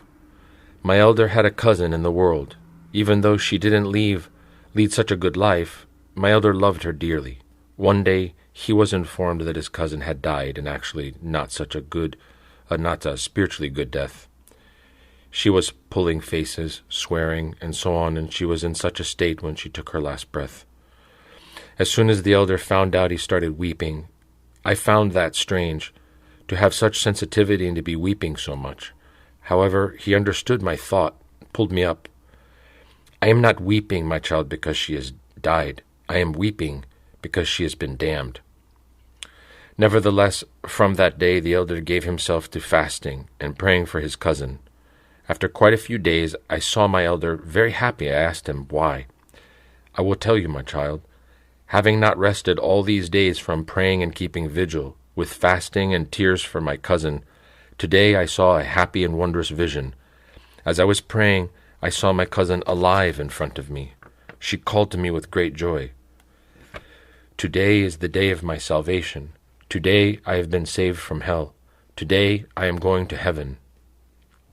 Elder Joseph continued, "Suddenly I also saw the late Father George in front of me. He is a contemporary saint. I managed to meet him because he was still alive when I was in the world. he had put it in his mind, if possible, to take out all the sinners from hell. Every day he liturgized and commemorated thousands of names. Then he would go to the tombs, and all day read Trisagion prayers and memorial services for the departed. Now I saw him in a vision and heard him saying to me with great amazement, "Well, well, until today, I thought that the dead were only saved with liturgies and memorial services. But today I saw and realized the damned are also saved with comboscinis." And again with amazement, "The people are also saved through comboscinis." That vision informed me that my cousin had been saved, but God also showed me the power of the prayer rope, that it can even take souls from hell. Elder Haralambos, deeply moved when relating this to the brother, gave the brother his blessing. "Go with my blessing. See that you exert yourself as much as you can, in obedience and the prayer, if you want to help yourself and others." The elder as a spiritual father of clergy and monks. Many clergy from the world, hearing about the elder's reputation, visited him for confession. So did many monks, both in and outside the holy mountain. He gave different advice to each person. When he was to wear the epitrachili for confession, he placed certain preconditions. To married or unmarried clergy, he imposed on them to perform the set daily services of the church. That is, vespers, compline, matins, and as far as possible, more divine liturgies during the week. To the excuse that people don't go to church during the week, he answered, "The priest is a mediator. His work is to offer prayer and worship daily for the flock." Once a most pious priest came by. He confessed that he went wherever he was called, and through the power of a cross, which had a fragment of the precious cross, many people that he crossed were healed. "Father, what you are doing is good and praiseworthy. However, it is also your duty to perform the services. Are you perhaps more of a miracle worker than St. Arsenios of Cappadocia? Why did he, such a miracle-working and such a great saint, close himself in his cell on Wednesdays and Fridays and refuse to see anyone? With those 2 days he paid off any debts and got strength to successfully perform so many miracles." A hero monk once came by Burazeri, who mentioned to the elder that he was studying theology and lived with his sister who was studying law. The elder told him, "Be careful as much as you can, my child. I know the lady is your sister, she is your blood, but people are cunning. Never walk together by yourselves, and also never accept any of her female friends in your home, especially when you are on your own. I know many who have been falsely accused of scandal. Others, without meaning to, fell into traps." He was even stricter with unmarried clergy. He considered the daily services to be very little nourishment for an unmarried clergyman living among so many traps. He taught those who confessed how to keep vigil every night for several hours, systematically carrying out the holy work of Noetic and unceasing prayer. As for monks, he accepted to see all those who were in obedience to an elder, even if they came in secret from their elder. Once, before taking on responsibility of a spiritual father at the holy Monastery of Dionysiou, several monks from that monastery, without that admirable Abbot Gabriel's blessing, came to visit Elder Haralambos for confession. In the beginning, the elder was wondering whether he was allowed to hear confessions of monks if their elder was not aware of it. On a certain feast, he met up with the ever-memorable Abbot Gabriel at the holy monastery of St. Paul. Elder Haralambos found an opportune time to ask Abbot Gabriel about the issue. The wise Elder Gabriel and spiritual father answered, "You have a duty, holy spiritual father, to accept the monks even if they go to see you in secret from their elder. You will accept them, you will support them, and you will comfort them because the fact that they are coming to you means that they have a need." And in this way he solved Father Haralambos' problem. Elder Haralambos was almost unyielding when it came to monks who were not in obedience to an elder. There are both written and unwritten traditions that a monk who has not been in obedience and eased his elder, no matter how hard his struggle, builds rotten foundations and is in danger at any moment of enemy attack from the right and from the left. That's why the elder would explain to someone who was not in obedience but came to be confessed that he didn't have the right to not be in obedience. The elder recommended he return to his monastery of repentance, and then he, the elder, would accept to be his spiritual father. If someone made various plausible or even reasonable excuses and strongly denied to return to his monastery, then the elder would acquiesce and try to induce him, and indeed pleaded that he be at least in obedience somewhere else. He suggested even this: if you don't want to be in obedience for the rest of your life, at least find an elderly elder. Be in obedience to him. Take care of him in his old age. After his death, you are free. You have won his blessing. The mishap of a monk who was not in obedience. A certain monk, having left the holy monastery of his repentance, visited Elder Haralambos for confession because he was the spiritual father of that monastery. Strangely, though, the elder refused him. "I will only hear your confession if you return to the place of your repentance." "But that's not possible. I can't." The elder was adamant, but the other was the same. Realizing the monk wouldn't change his mind, the elder said, "Since you don't want to be in obedience to your elder, find another elder somewhere else and be in obedience to him until that elder's death, and then I will acquiesce to hear your confession." The monk realized he was placed in a difficult position, so what did he scheme up? He searched and found an old elder in a skete who was 100 years old. At that age, the only thing that the elder wanted was to be cared for in his old age. Nevertheless, it was an opportunity to get his blessing. The monk thought, he will live for a year or two. I will bury him, inherit his blessing, but also his hut. He returned to the spiritual father to happily announce that he was now in obedience to an elder. As a consequence, there was no hindrance for confession. Although the elder was not satisfied, he had to hear the confession. The monk returned to the hut, essentially took over the position as elder of the hut, and expectantly awaited the elder's death. And yet, to be tried, what did God consent to? A serious problem developed in the skete. This monk, along with several others, wanted to impose some changes in order to improve certain aspects of the skete's typikon. The rest of the fathers rejected the move as an innovation that went against tradition. The gathering of elders met and called on the brothers to deny the innovation or leave the skete's boundaries. The brothers would not give in. They were so adamant, preferring to move than give in. As for the monk, he returned to Elder Haralambos to tell him what had happened. The elder replied, "As far as the issue that developed, you are right. However, don't search for rights in monasticism. The monk is justified by obedience and patience in injustices and trials. It is your right, my child, if you want to leave the skete. However, now you have an elder. How long is he going to live? Give in for the sake of your elder, at least until he passes away. When you get his blessing, go wherever you want after his death." The result was that the brother left feeling bitter and unconvinced. The only alternative was to suggest to the elder for them to leave together. The elder responded with indignation, "I have lived my whole life in this hut, and now I am going to die somewhere else?" The brother therefore left and remained without being in obedience. A couple of months later, the old elder died. So the monk, without listening to anyone, lost his elder's blessing for the sake of a few months. Chapter D. Burazeri, heading toward the holy monasteries, to more spacious places. In 1967, our small brotherhood and Father Ephraim's neighboring brotherhood were forced to move to a quieter and more spacious places.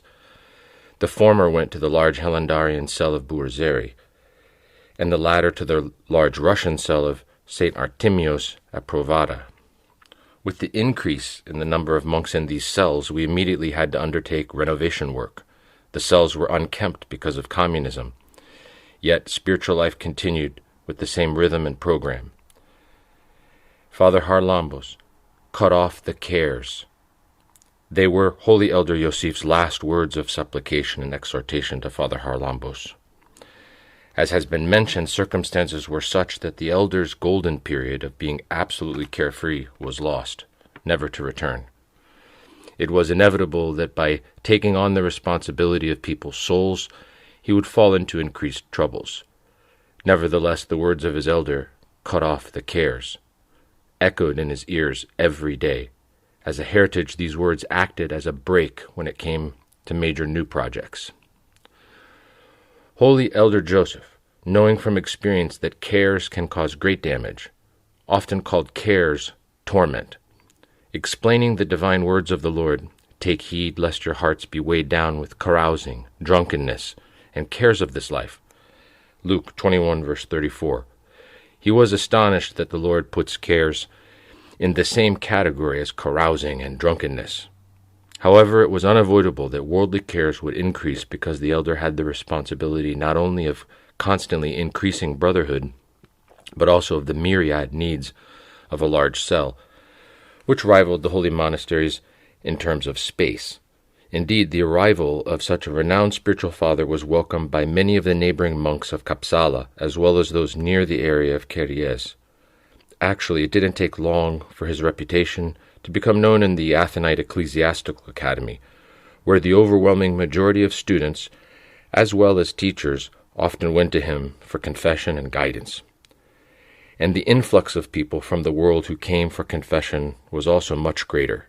It didn't take long to prepare a number of places in order to be able to extend hospitality. So, every day, many pilgrims visited and stayed with us. If anyone expressed a desire to extend their stay after the first 24 hours, then the elder showed them a 300 per knot prayer rope and said, "If you want to follow our program, grab the 300 and stay as long as you like. Only you will give me an account of your achievements at night." In this auspicious way, those who are not able to adapt left without complaint. However, there were also many who adapted to our night program, faithfully following the 8-hour vigil. On their return to the world, they took with them these spiritual supplies in order to use them as much as possible in their daily struggle amidst many dangers and temptations. Father Theoklitos, about the book Conversations on Athos. When our brotherhood moved from Nouski to Burazeri, the representative from the holy Monastery of Dionysiou was the renowned, learned monk Theoklitos. This Geronda, with his disciple Kalinikos, the so-called, the one who looks after the monastery building, the Konaki, often visited us and participated in the divine service and the sacrament of the Holy Eucharist. Actually, monk Kalinikos, having spiritually benefited from the elder when he treasured the elder as a spiritual father at the holy Monastery of Dionysiou, once asked to stay with us permanently. However, his elder rejected the request because they lacked monks. When Elder Theoklitos decided to write his notable work, Conversations on Athos, to make it more vivid and convincing, he went to various famous Athonite monks, with whom he engaged in a lively discussion about Noetic prayer. Within this realm, he came down to Burazeri and had a lengthy discussion with my ever-memorable Geronda. As he was leaving the elder's cell, I invited him in my capacity as an akanoritis to a treat. Evlogison, the monk looked assigned to the guests. Then I learned for the first time about his intention to publish his book. Actually, he enthusiastically mentioned the following to me. "For this reason, I came and spoke with your elder. His teaching about Noetic prayer is something that is living and experiential, which faithfully follows the line of the great Niptic fathers of our church." With the political administrator of the Holy Mountain. Around the time we settled at Burazeri, that's 1967, as is common knowledge, the army overthrew the government of Greece and declared a dictatorship. As in any government, those in the junta assigned their so-called own men to all of the nation's important areas. And so, also on the Holy Mountain during this period, 3 political administrators took charge, one after the other assigned by the government. The third and last was an exceptional and most pious retired general named G. Krekokakis. This administrator, hearing about the reputation of the spiritual father at Burzeri like an ordinary citizen, ran to meet him.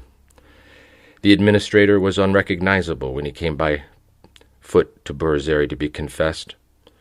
During the confession, he secretly introduced himself to the spiritual father as the new political administrator. Actually, he was eased so much in the first confession that from then on he frequently came by foot to the spiritual father for confession and advice. Among other things, he especially valued the elder's poverty. Seeing so many buildings and so many needs, he pleaded with the elder to accept a grant from the administration for the necessary renovation work. The elder, however, would not accept by any means. Greatly curious, the administrator asked, "But why don't you agree, elder? I earn money with my sweat. Do you see the monks of my brotherhood? Of these, one paints icons, another carves prosphora seals, another works in the field. I also get sent money from outside the holy mountain for liturgies, 40-day liturgies, memorial services, paracleses. That money is blessed because it can be justified. However, I can't justify your money. So be it. I will also give you names to commemorate and leave you some money to fix the big water tank that has got holes in it. Do we agree?" "We agree." The administrator left behind a sealed envelope with names and money. When the elder opened it, what did he see? Around 100,000 drachmas. That was a very decent amount of money for the time. As soon as the elder saw the sum, he got so upset he couldn't sleep or pray. He ran to the political administration and pleaded with the administrator to accept it back. The administrator was adamant. The paperwork had already been done and passed through. However, since the administrator realized that the elder was upset, the only other solution was to suggest that the elder donate it elsewhere. This actually caused the administrator to increase even more his respect for the elder. Once the administrator confided in the elder a personal problem that concerned and worried him. "I had a beloved brother who died on the battlefront in World War II. So many years have passed, and I haven't been counted worthy to see him in my sleep, to be consoled." The elder told him, "Don't worry, my child, I will dedicate a liturgy to him tonight, and I hope in the all-good God that he will reveal him to you so you can be consoled." Indeed, that same night, God revealed the brother to the administrator in his sleep. The brother embraced the administrator with great joy and announced that he was in a very good place and thanked him for the liturgy. The next day, from his overwhelming joy, the administrator went to Burzeri to notify the spiritual father. After this event, the administrator didn't know what was the best way to thank his benefactor. He finally found the best solution. As a local Greek saying goes, "Many have despised wealth, but no one has despised glory." And yet, in this case, it was not relevant for Father Haralambos. One day the administrator hurried to see the elder and said decisively, "Elder, I have the honor to announce something pleasant to you." "Let's hear it, my child." "I have organized to have you ordained a bishop." The elder was taken back. "Are you serious, Mr. Administrator?" "Yes, very serious." "Don't ever mention that again." "But why, elder? Are you in your right mind? Am I for being a bishop?" "Yes, you are suitable." "No, I am not." In the end, the elder told him, so he would leave. "Listen to me, Mr. Administrator. I am not leaving to go outside the holy mountain. What kind of bishop will I make?" "Here, elder, inside the mountain. We will organize with the patriarchate to make you a titular bishop of the holy mountain." "Mr. Administrator, please, forget it. The weight that I have around my neck is enough. Do you see these monks? I have taken responsibility for them, and I have promised God to care for their spiritual progress, for their salvation. I follow them closely. Are they being obedient? Are they saying the prayer? Are they praying, keeping vigil? God has entrusted me with this small flock. I have a responsibility before God. I can't take on more weight. Leave the bishop for those who are worthy." After all this, and despite the fact that during the years of the junta the administrator had influence, The administrator respected the elder's categorical refusal, but from then on held him in even higher regard. I mention all the above, which my elder confided to me, with this praiseworthy former administrator as a witness, who I believe is still alive. The ever-memorable elder left another example of humility, which shouldn't remain in obscurity, and which is actually very much needed in our days. At the Athonite Ecclesiastical Academy. As was previously stated, our Brotherhood was staying at Borazeri, the large Helandarian cell of St. Nicholas, from the spring of 1967 to the spring of 1979. It didn't take long for the reputation of the elder to become known to the eminent and historic Athonite Ecclesiastical Academy near neighboring Kyries. With the elevation of the then brilliant headmaster, Bishop Nathaniel of Militipoulos, to Metropolitan of Kos, the Academy's leadership was handed over to the sturdy hands of another elect monk from the Monastery of the Holy Lavra, Hieromonk Chrysostomos, who was later elevated to the position of Bishop of Rhodostolos.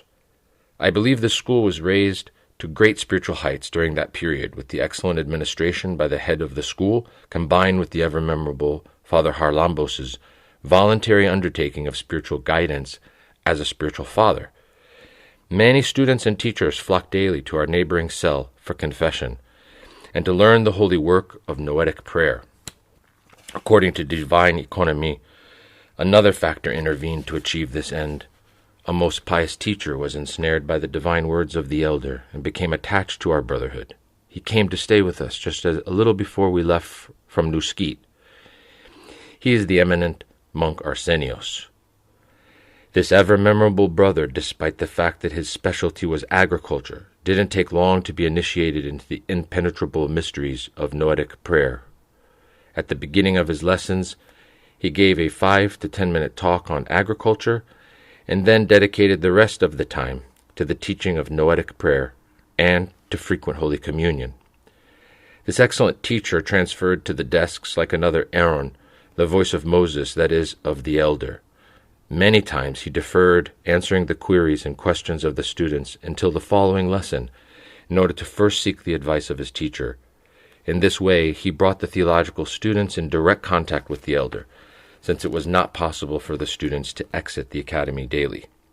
Along with the ever-memorable elder's spiritual assistance, he also helped out financially needy students.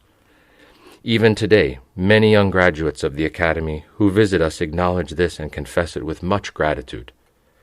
Many sectors of the church are today enriched by the graduates as well as teachers of the Athonite Academy who were spiritual children of the ever-memorable elder. Quite a number of young people followed the monastic life, either within or outside the holy mountain. We have a respectable number of most pious hieromonks, but also bishops, who endow the church with their ethos and teaching, and also many married clergy, a number of theologians, preachers, and generally good citizens adorn our church throughout the world. Being taught at the feet of a great teacher, they have turned his teaching into fertile ground and transmit the talent given to them to others. In their turn, they have turned out and proved to be new teachers, so that other elect people can also receive the talent from them, and in this way to continue the work from generation to generation. The saints depart. The teachers depart. However, their witness remains alive. Their work remains. As the great apostle says, "You are the seal of my apostleship in the Lord." Another wondrous incident. As I previously mentioned, before accepting someone as a member of his brotherhood, it was imperative for the elder to pray, and after discussing it with Elder Arsenios, he gave the relevant answer. Once, a young spiritual father visited us. He mentioned that he had several young men who wanted to become monks under his guidance. Since this spiritual father was happy with the brotherhood and the daily program, he expressed the desire to send his spiritual children to us to become monks.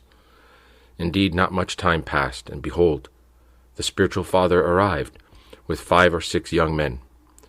Since we extended hospitality to them for one night, the spiritual father mentioned to the elder that he intended to stay with us, along with his spiritual children. The elder said to him, "I will pray and answer you." In the meanwhile, we young monks, full of enthusiasm and ambition, triumphantly welcomed the increase in our brotherhood with another 5 or 6 members and an additional spiritual father. Strangely, though, the elder called me the next day somewhat shaken, and said, "They are to leave. They must all leave immediately." "But why, elder? Why? I know what I went through last night. I was praying about this matter. Suddenly, a light sleep snatched me. What did I see? Burazeri, filled with poisonous snakes, threatening to bite us. Know that a big trial will break out. They should leave quickly so we can be saved." In a polite manner, without any details of course, the elder sent them away despite their insistence. They ended up going elsewhere. However, such serious problems were created there that not only the Holy Committee but also a patriarchal exarchate got involved in the issue. Actually, with the usual distortion from the means of mass communication, the story of what happened on the Holy Mountain was transmitted to the whole world. With the above example, and many other similar situations, let not the impression be created that the elder was without faults. Of course, only God is without faults. People, even saints, fall into error. Actually, I can say that because the elder was direct, simple, and guileless, many times opportunists led him to wrong judgment, and so in the course of his life he was not without human failings. However, it was never from a state of subjection to the passions and bad intention. However, I can verify that as I saw and heard myself,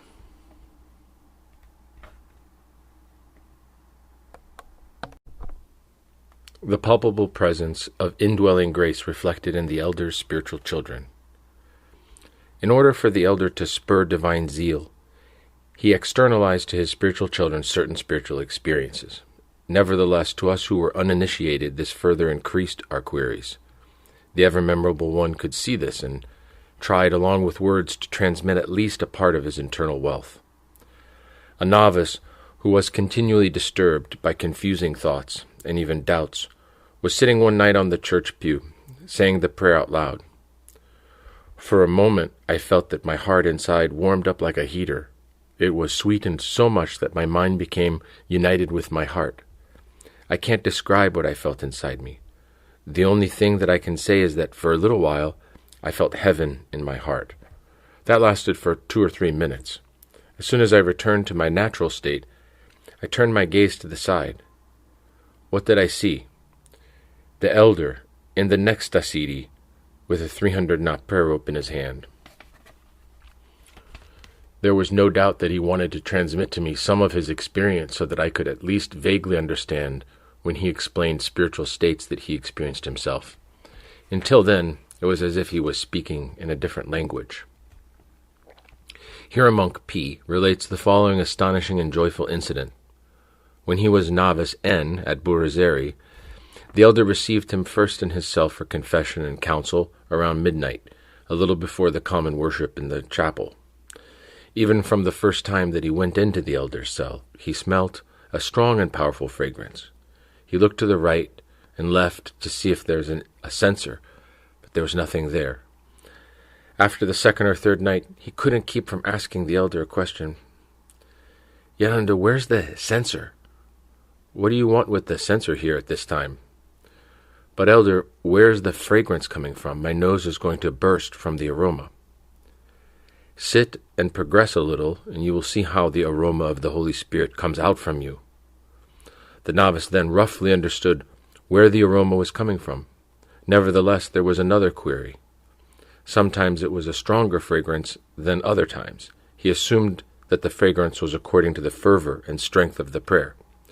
So, with the usual simplicity and naivete of beginners, he would say to the elder, according to the smell of the fragrance, "You had a very fervent prayer tonight, Yananda." And the elder, with his good-humored teasing, "How did you realize, deluded one?" Other times the novice said to the elder, "Prayer was very weak tonight, elder." And again the elder, "You deluded one, how do you know?" I don't know if all, but certainly many of his spiritual children had experienced that fragrance. That was the reflection of a clean heart, which became aromatic with the unceasing remembrance of the most sweet name of Christ. Nevertheless, many times he suggested caution when someone spoke to him about a fragrance, because more than a few were deceived by artificial external fragrances from the deceiver. The deluded ascetic. To understand with how much skill the devil transforms into an angel of light, as it says in Holy Scripture, I also mention the following. When we lived at Burazeri, a neighboring ascetic visited us. As he said, he was very much at ease with the program of our cell and would confess to the elder. He also followed the same program of vigil in his cell, and at midnight, when it was time for the divine liturgy, he came with his torch and participated in the daily divine worship. However, not many days passed, and the ascetic disagreed with the elder. They had a falling out, and he left. I happened to be outside as he came out of the elder's cell. The only words that caught my attention, which the ascetic said to himself, were, "How can he say that he doesn't believe? Calling Christ the devil." I wondered about what I'd heard, but I couldn't enter into issues of confession. He cut ties with us completely, but I met him one day with his donkey on the way to Carriez. Since we greeted each other heartily, I asked him why he had taken so long to come to Burazeri. He found it an opportunity to explain to me. "Father, I was at ease with all of you. I am an ascetic from St. Basil's." He's referring here to the skeet of St. Basil, which is on the highest habitable part of the holy mountain, near the foot of the holy summit. "I met your spiritual grandfather, Joseph. I struggled a lot in the mountains, in the caves of the desert. Christ respected that. That's why I clearly and vividly saw him many times. Do you understand? I say this to your elder, and what does he answer me? 'Don't believe such things. They are delusions.' I insist. He insists. In the end, I say to him, 'I disagree and leave.' When the prophecies that Christ told me come true, then you will realize who Father G is and who of the two is deluded." And again he said to himself, "Listen here, calling Christ the devil." I then take courage and ask, "Well, Father, what did Christ tell you? What did Christ say? Now you see Father G with a donkey, and you say that he is nothing. Tomorrow, though, you will rub your eyes and say, 'Is that him?' Meaning what, Elder? The first thing that you will see is that they are shortly going to call me to be the abbot of the Monastery of Dionysiou. I was waiting for this for years, and yet, behold, you've heard that the abbot has resigned. I will excel there, and then you will admire. But this will only happen when the patriarch dies. When you hear the bells of Prototo ringing cheerfully, know that they are carrying me to Constantinople to be patriarch. I am relying only on a few things, the most important from all that Christ revealed to the said ascetic, so that we understand the power that the evil one has to transform darkness into light. This old elder, good-willed in everything else, and indeed a struggler in his monastic duties, remained with this delusion until he was very old. Finally, he was nursed at the holy monastery of Dionysiou, still expecting that his youth would be renewed like the eagles, in order to fulfill the visions and promises. Nevertheless, I was informed with great joy by the nurse of the above monastery, who looked after the elderly, that a little before the elder's death he retracted on all that he believed and said, foreseeing his end. "Forget everything I told you," he said. "I am shortly leaving for the other life." I confess that I was in a state of agony after meeting this elder, in case the deceiver tricked him and made him fall from a mountain, as he had done to so many others. Actually, I remember 4 cases during my days. After his holy repose and the end of my anxiety, a contemporary co-struggler of his solved my query, saying, "This elder, he passed the first stage of his life in obedience.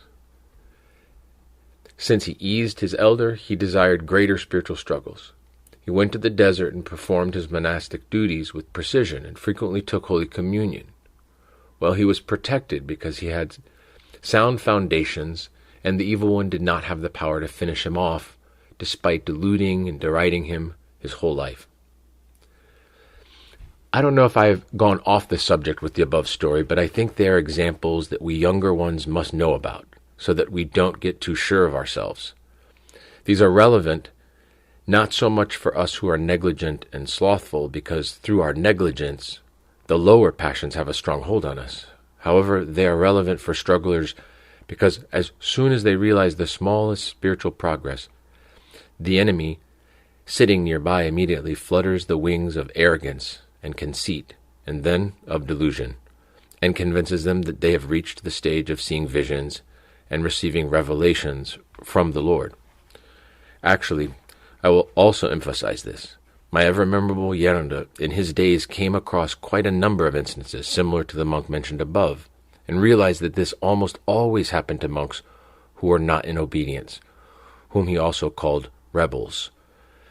That was also a serious reason why he stopped hearing the confessions of monks who were not in obedience. There's also a category of persons who are derided by fantasies and similar types of delusions. These are they who don't go to confession at all, or who don't frankly confess their thoughts. The elder used to emphasize that a monk who believes in his thoughts is deluded. He sometimes reminded us about the mishap of his spiritual brother, Monk John, to whom Satan would appear as an angel of the Lord. Satan convinced Monk John not to confess to his elder and planned to throw him over the cliff and kill him. The elder said, "Thankfully, though, my elder, that is, Elder Yosef, was enlightened and managed to save him at the last minute." A lecture about the Holy Mountain, the increase in the number of monks of the holy monasteries.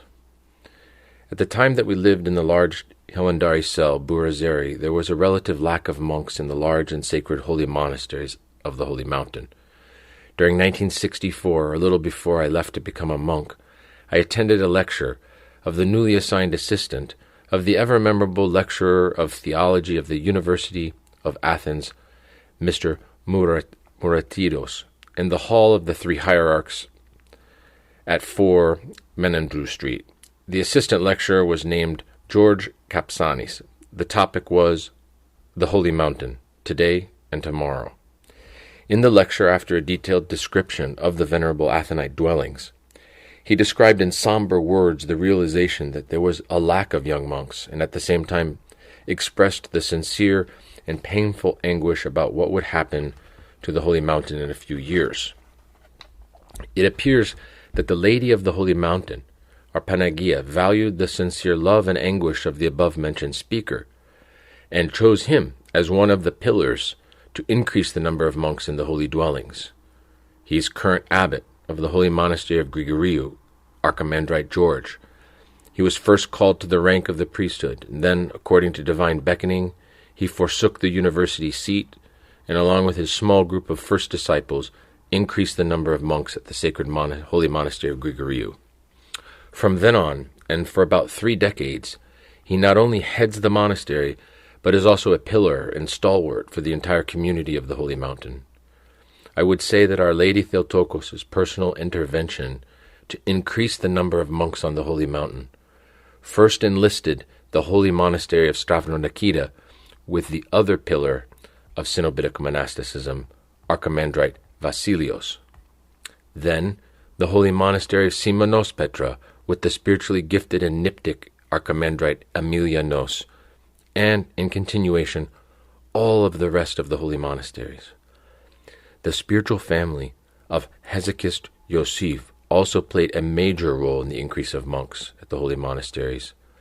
This started with the holy monastery of Philotheu, with the hero monk Ephrem, who was from Neuskete and later elder at the cell of St. Artemios of Provada. The same elder, having increased the number of monks at this monastery, transformed it from idiorhythmic one to an exemplary cenobium. He continued to do the same with another 3 holy monasteries, Zeraputamu, Constantinitou, and Caracalou. Later, from the same family of Hesychist Yosef, the young elder Joseph, coming from Neuskete, increased the number of monks at the renowned, great, and holy monastery of Vatopedi, and transformed it from an idiorhythmic monastery to an exemplary cenobium. Heading from the Helandari Burazeri to the holy monasteries.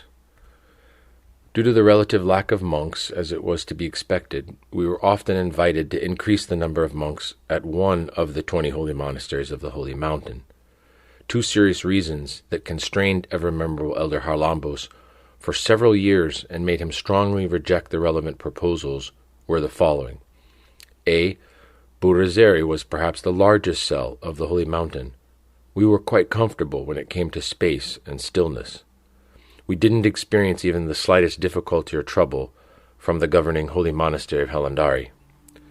B. The elder always had in mind his holy elder's last words that were left as a heritage. Father Haralambos, cut off the cares. By necessity, Elder Haralambos had already become involved with quite a number of responsibilities, and so loaded on himself quite a lot of cares. If so many problems inevitably arise on a small ship, how much more so on ocean liners? Moved to the holy monastery of Xenophantos in 1975.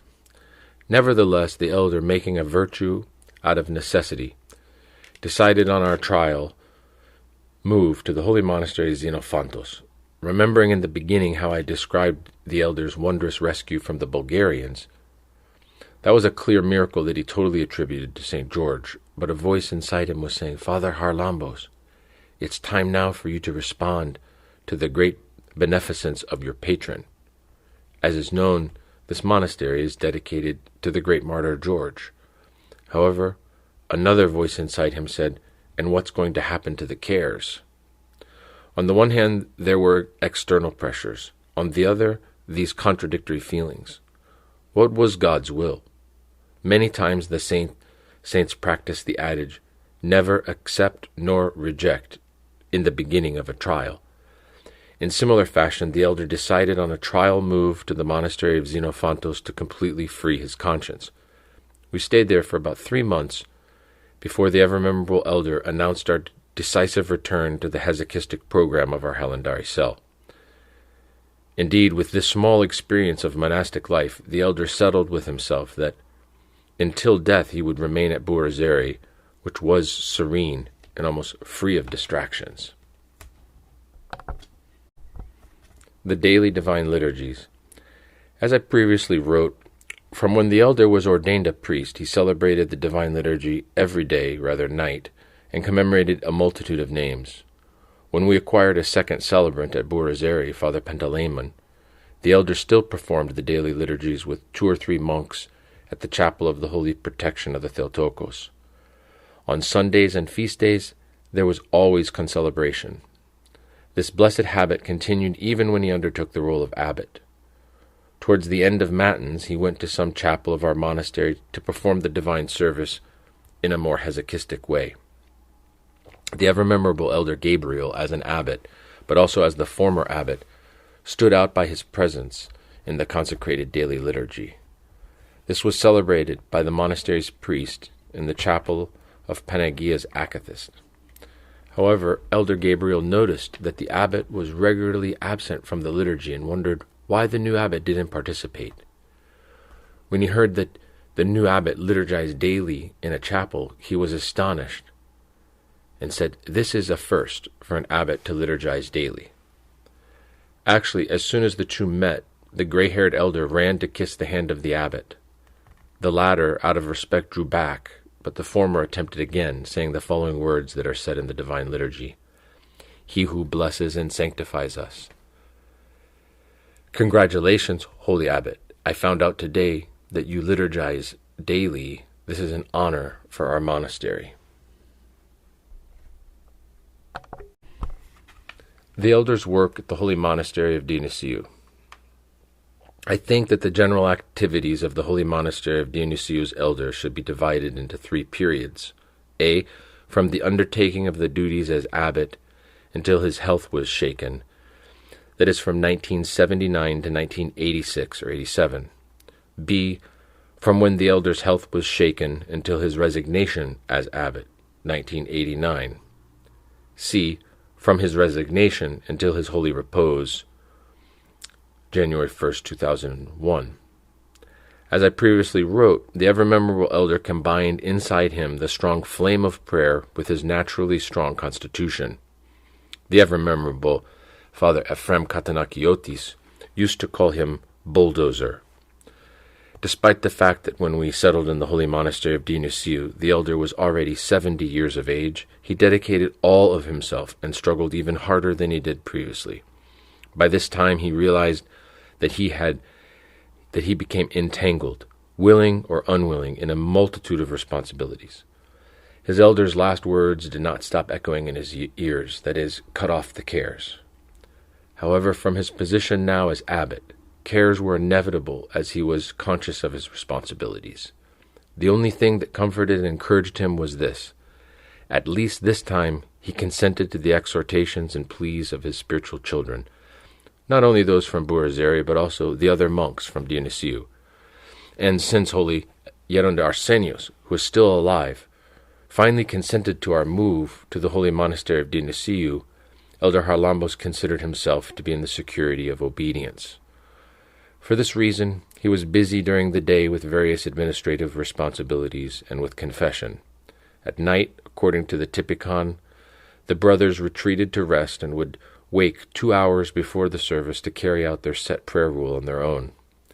The abbot, however, straight after Compline, had to complete whatever administrative responsibilities were left, and to confess whoever was waiting for him, either pilgrims or monks from various other dwellings. Most of the time, he went without sleeping all night. He heard confessions until it was time for the service. He then went to the service, liturgized, but before retiring to his cell, again he heard someone's confession, saw someone else for guidance, and was busy with them for quite a while. As soon as he went to rest a little, the trapezzari knocked on the door. "Elder, it's time for the meal. Open so that I can make a reverence." I sketch how the ever-memorable one basically lived for the first 6 to 7 years in order to say that he did not forego his personal spiritual duties in the little time that he had. However, that which literally crippled the elder was this: he was forced to stop the many hours of prayer on his own, which fed his soul. Because of this, it was inevitable that the laws of corruption would act on that steel body of his. Father Haralambos was a bulldozer, but even a bulldozer has its limits without maintenance and rest. So, after 6 or 7 years of hard struggle, interwoven with various temptations, as normally happens to someone in a position of authority, the first signs from the physical and mental pressures were noticed. The climax was when he had a heart attack, and there were unforeseen consequences. The doctors recommended rest as much as possible and to not have any cares.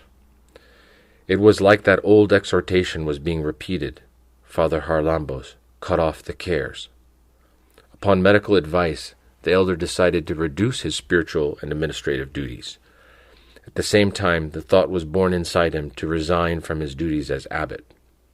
However, there was the problem that for most, and indeed those who were tonsured monks by him, found it incomprehensible to accept their elder's resignation. Although most were filled with these feelings, there were also a few who professed that the monastery needed a new abbot with sturdy hands. Since they researched and found that the abbot also agreed, it didn't take long for them to bring the matter to a conclusion. With the above, I don't criticize the former or the latter. Let others concern themselves with that. However, the fact is that the elder was indeed rejuvenated. I can say that it didn't appear that he recovered all of his old self. However, I noticed 2 important things.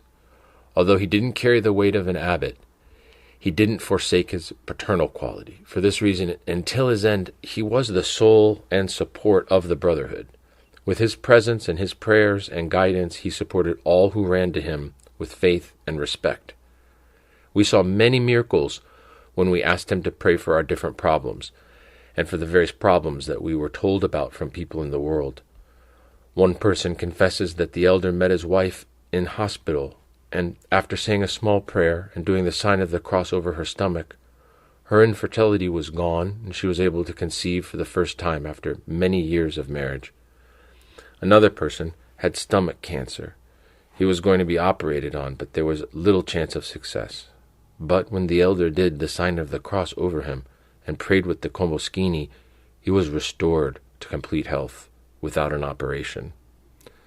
As for us, his spiritual children, both before and after his death, the elder's blessing was innumerably found to be an immediate aid when called upon it, with faith in times of need.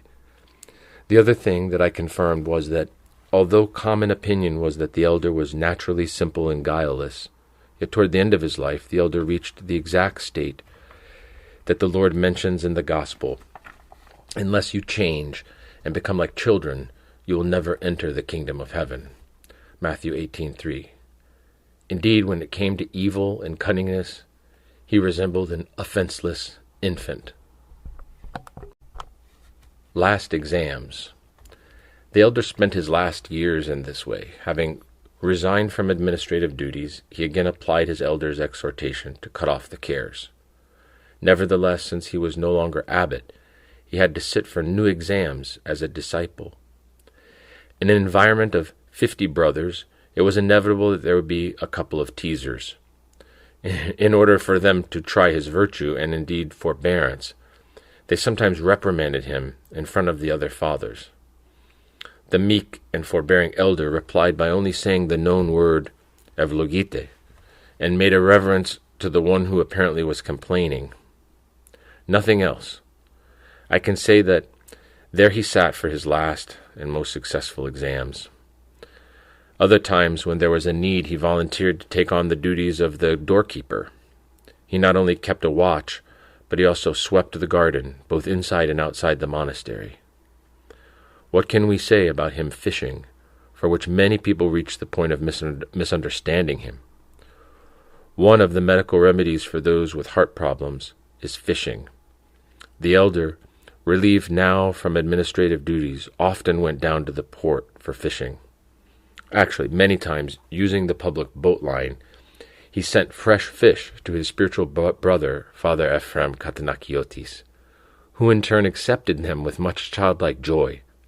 It was a common sight for many people to surprisingly call out when they saw him, "Is that Father Haralambos? From an abbot he's become a fisherman." And yet, no matter what they commented, the ever-memorable one, endowed with childlike simplicity, paid no attention. Up until his heart attack, he systematically liturgized daily and greatly desired to continue even after the attack. Nevertheless, he preferred obedience is better than sacrifice. 1 Kings 15:22, Septuagint. To continue, he sent word to the like-mannered ever-memorable Elder Porphyrios, asking for advice about what to do. And that wise elder replied, "Father Haralambos, you have liturgized your whole life, every day. Well, it's enough. Let others liturgize now." After this exhortation, the elder confined himself only to concelebrations on Sundays and feast days. However, it was imperative that he practiced in the daily divine liturgy, where he commemorated, as was his custom, a multitude of names. Similarly, he participated until his end in the common meal of the monastery and ate whatever the refectory offered for all the brothers, without asking for anything special due to his illness or old age. It happened that occasionally he was brought something special to eat in his cell. Although that was natural for all elderly monks, especially of 90 years of age, however, a negative comment was heard from a younger monk. "Well, is that the one that they say was such an ascetic?" Perhaps the following reply was appropriate for him. If the one who lived his whole life with such hard ascetics now lives with leniency, less physical struggle due to his old age, we who in the time of our youth live with leniency and moderation, where will we end up in our old age? I think it's worth mentioning that until 70 years of age, when he was at Buruzeri, the elder completely abstained from food during the 3 days of fasting during the week. At the same time, he worked hard during the day and at night prayed for many hours standing. At the dependency of Monastics, His paternal care, however, was not only for his spiritual children within the monastery. Actually, it extended to those who were performing various duties outside the monastery. For this reason, for many years from when he resigned as abbot, he went every summer to the large dependency of our monastery, that is, to Monastics. He stayed there for a month or two to comfort and support those who served there, as they were isolated from the monastery due to obedience and their duties and considered to be in exile. And yet the elder's presence transformed this exile into heaven. The Blessed End. December 2000. We are in the last month of the 2nd century from the birth of Christ. The ending of the 2nd century foreshadows the end of another bright star of the world of the Holy Mountain. Although the elder was in his 90th year of life, he faithfully followed the set cenobitic typicon of our monastery: church, meals, vigil, prayer rule, and so on. But suddenly again his health was dangerously shaken. With the abbot's urging, he was rushed to Thessaloniki. Having confirmed that the crisis was overcome, and with the impending feast of the 12 days after Christmas, he returned home. But soon his health was again aggravated. Against his will, he was quickly taken by helicopter to the military hospital of Thessaloniki. This time, though, he felt it was the blessed end, but concealed it, mainly to not sadden his children. It wasn't the first time he was leaving for treatment, but this time only he was leaving with hesitation, saying, "It's better that you let me die in the monastery." Another sign was that he took out some komboskinis and handed them over with the order they be given to some of his close relatives. He farewelled with tears all of his children, from the abbot to the beginners. The one who looked after him with much diligence during his last years was the bad mother-in-law, as the elder used to jokingly call him. He was one of the elect brothers of our monastery, Monk Gabriel. However, due to his increased supervisory duties, it wasn't possible for him to accompany the elder. Nevertheless, the holy abbot chose 2 other elect brothers, the nurse of our monastery, Father Kalinikos, and Father Nicholas. These brothers stayed at his side as vigilant assistants until his blessed end, but also his close relatives from Drama, his brother Cosmas, as well as Leonidas and Haralambos, the children of his brother Damianos, who passed away a few days earlier, and many of his spiritual children stood by until his end. Indeed, his brother Cosmas says that the elder laconically but very lucidly foretold his journey. "Help me, brother, because I am in a hurry. I am going to travel. We have a liturgy." "Where are you going to travel?" The Yerunda, with his hand, pointed up to the sky and said, "Up." Nevertheless, he hid his real state from most people. Actually, on the last day, New Year's Day, 2001, the elder was in full form. He ate normally. He accepted to see everyone. He spoke and counseled with much clarity of mind and enlightenment. He even deceived the doctors. Thankfully, the crisis has been overcome, everyone concluded. It appeared from all of the elder's behavior that, without speaking, he was an observer of heavenly visions. Perhaps the brother of our monastery, Father Nicholas, as an eyewitness, will describe more things in the future. I placed below what Monk George confirmed and related to me as another eyewitness. Monk George was one of the first 5 members of our elder's Brotherhood at Newskeet. The ever-memorable elder, leaving for Burzeri with the rest of the Brotherhood, left this monk in the hut of the Holy Forerunner as the successor in the year 1967. According to Divine Economy, Monk George was being nursed in the same ward for a health problem. So he was counted worthy to be next to his elder during his elder's last hours and to follow his blessed end. Monk George relates this story. Late at night on the 1st of January 2001, as my elder was lying in bed peacefully, it came to my attention that at one point his attention was fixed somewhere and he was engrossed. Then, without knowing exactly what he saw, I noticed that he leapt with joy. He got up from the bed, opened his arms as if he was trying to embrace someone. At that exact moment, with a joyful cry, his soul flew to the heavens. Actually, the surprising thing was that the sweet and lively expression of his face remained after death, and till the time of his burial. The doctors, seeing this expression, didn't believe that he had died. That's why they were trying to bring him back to life. However, it was in vain. His soul had already flown. Along with the peace and the sweetness of his face, the divine grace accompanied him was also clearly evident.